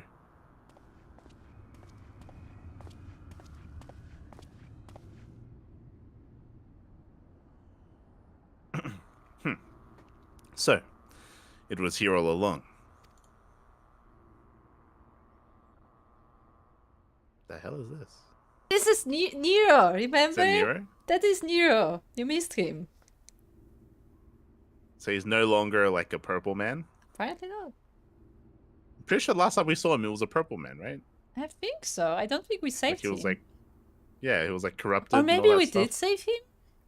Did we save him? Did we save him? I think we saved him, but I thought he was still okay. Okay. Oh, you just wait, my pretty. You and I are gonna have so much fun. If you remember, he was looking for like an ancient, he was looking for like an ancient artifact, like Allegan artifacts. That was apparently. Like, if you remember, it wasn't the Ultima weapon. It was something else, but it was meant to be similar to the Ultima weapon, and it was hidden underneath the contested area, the PvP area. Yeah, there. It was meant to be like equivalent to the Ultima weapon or something, or comparable. Souko is saying maybe he took a bath. Are you saying he wasn't really corrupted or anything? He was just covered in like slime and like purple crystal? Okay. Okay. Look, Thancred has a squirrel. Speaking again? Oh no, that squirrel has seen too much. It has. That's why he keeps No. keeps it close by, because it has seen too much. And It protects his nuts. yes. Literally. Let's speak to Hori Boulder. Okay, hold on, let me find him. Why are you so far? It's at the table. So, Alvino, we all know he's got his mind made up. The Crystal Braves are no more. It's all over. Bam! You haven't got to go home. You haven't got to go home, but you can't stay here. But real, he's not having it. Won't even let old Alfie finish. And then Alfie cried. Are they gonna say that he cried? Called it. And there I was, worried about how to brief Papalimon the many momentous events which we have borne to witness to in recent memory. Little did I know, I need only leave Hori to it. Okay. It's story time. Yeah, and he sits there and listens. Papalim. Come on. My word, Light. I must confess to some considerable amazement at the great trials and tribulations you and the others have recently overcame. I must again apologize for our prolonged absence, and for the fact that we have yet to answer your many questions. As for Ida, well, all things in time, I suppose. I want the answer now. Okay, Ida.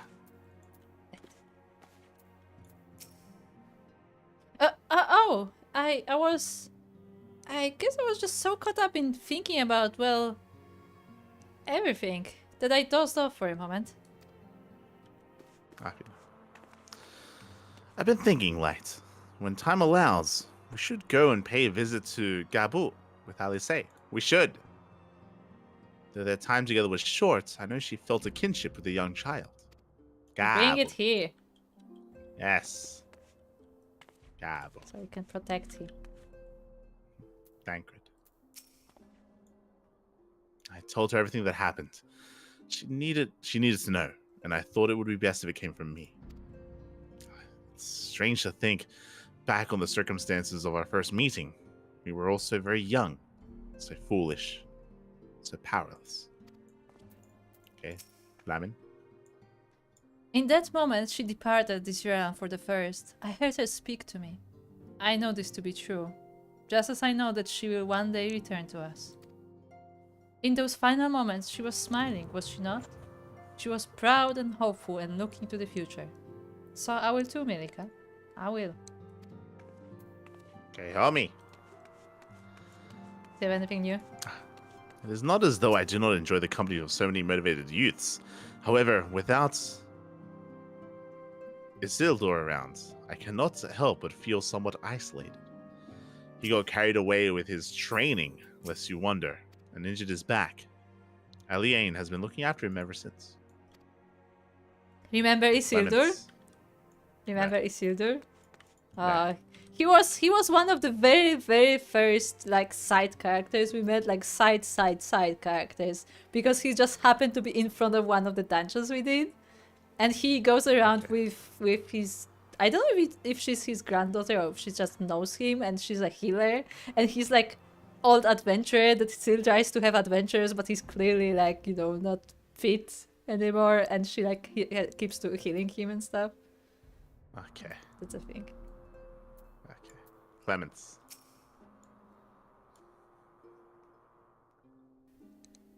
Oh, as if you wouldn't try to get rid of me at the first opportunity. Don't you drag me into this mess. Alright, Aenor. But I have a precocious sibling too, and I'm sure she'd be happy to join us. Okay, okay. Believe me, I know all too well the burden that is a precocious sibling. We should trade tales over a drink sometime, or perhaps even with the four of us. So they're trying to do a double date? Oh.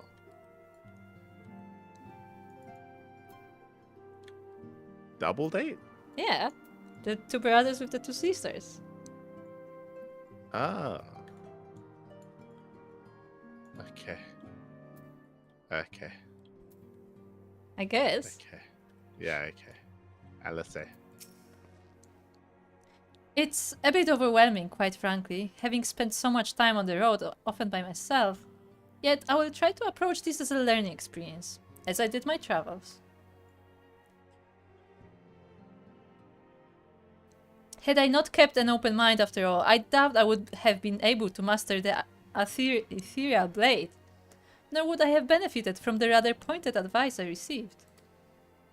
There is not one path, as some are given to say, and there is wisdom in exploring every school of magic, as there is in exploration of all things.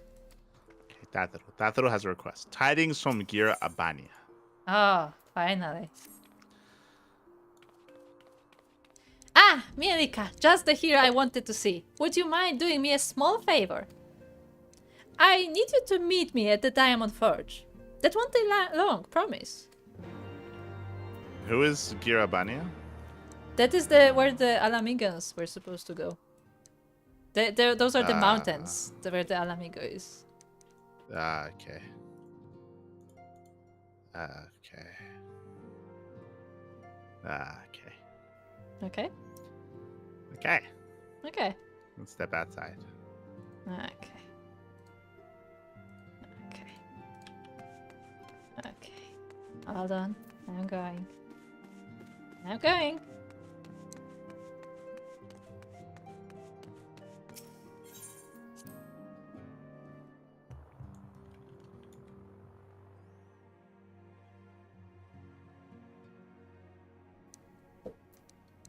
Okay, I'm outside.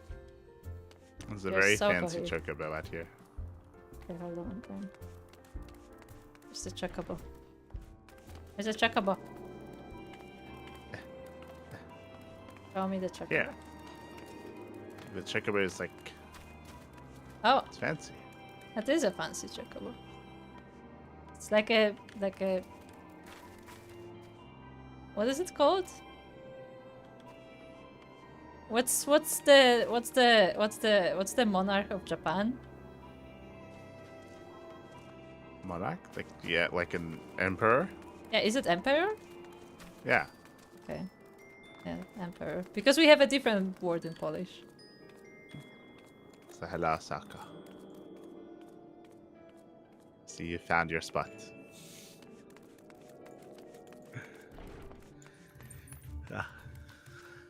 Okay. Well, with that, I believe we're done for today. We have finished the expansion and the post-expansion. We finished the game.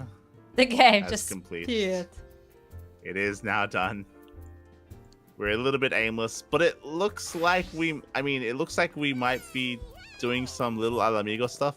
Yeah. If we are, I am concerned. I am concerned because I don't think there's much of the post-patch left. And because, as you mentioned, Stormblood is meant to be somewhere else, it means that we're not going to dedicate an expansion to Little Alamigo. It means it's going to be like a shorter side quest instead. The other option is that it's gonna be like in Heavensward, where you remember something. We're like, yeah, remember Ul'dah? Where we started here and then we go into the expansion and then we go somewhere else and then like halfway through we come back. Yeah. Yeah, maybe. Yeah, that it's gonna be like in two different places at the same time. Maybe. Hope not.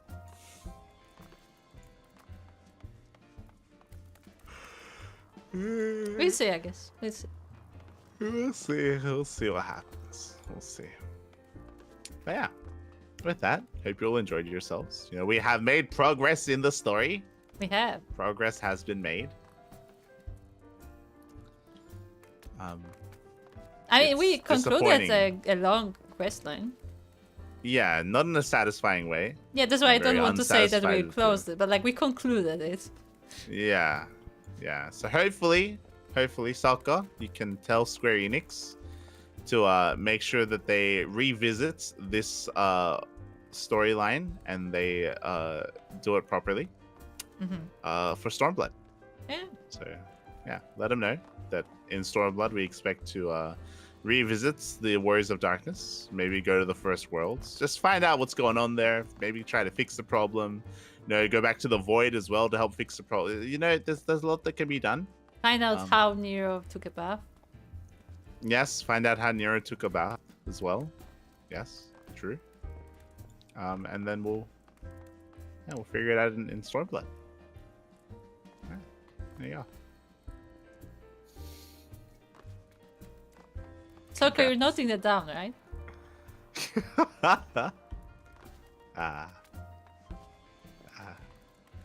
And that Gabo becomes like a permanent member of like the side cast of characters, and Gabo, and spends time with Alice.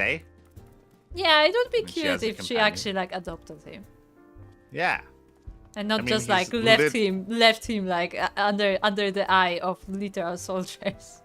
Gabo is literally homeless and has no family to speak of. He is homeless, has no family, has been rejected by his tribe, and he's currently in custody of the very same soldiers who are killing kobolds. Yes, so it would be nice if Gabo was given a nice home with Alice. Or even just here. Yeah, just have him here.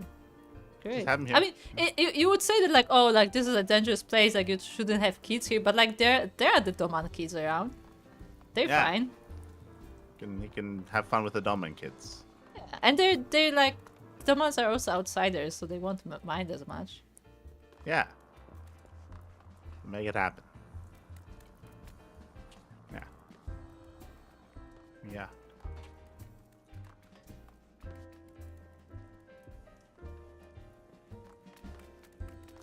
How we threw the eyes off a cliff for some reason. I do. Why did we do that? I do remember that. I still don't know. Did we do that? Did Einstein do that? Someone else do that? Who did that? I don't remember who did it actually. Who did that? I don't think Einstein had the eyes in his hands anymore. No, yeah, he didn't have it. Because like I don't think they would give the eyes to him anymore. Like, I don't think they would be trusted with them. Mm-hmm. But I don't remember who it was who threw them. But even then we said that it was probably not a good idea because literally anyone can take them. And they are known to be dangerous even on its own. You know what? I don't like that they're reusing that so quickly. Yeah. Because it's capitalizing on just a bad story decision too fast. Because then it just makes our characters look dumb, right? Yeah. It just makes everyone look dumb. If it's like if it was this easy to find. Yeah, if they throw away the eyes, and they're so quickly used against us immediately, like it just doesn't feel good. It's not good. It's not good, Souko. Souko, do tell them that. Tell them that. Can we fix that? Can we fix Heavensward? And either we don't throw away the eyes, or if we do, like have repercussions, like in Shadowbringers. Yeah. There you go.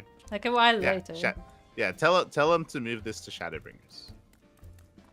Like move the quest around. we have to keep in mind that also it's been 2 years since the previous expansion, so like for people who were playing at the time, it has been a while.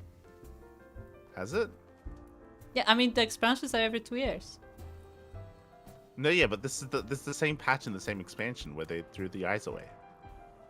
No. This is post-patch content. Like this is post-expansion. Yeah, post-patch is like a couple months later. That's not enough time.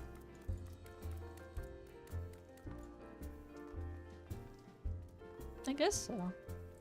Yeah. I'll dream about telling them the thing. Okay, Souko. Okay. Let him know. And Souko already has the pajamas up, so already ready for the dreaming. Yes. Okay. Would you like to sit down? What?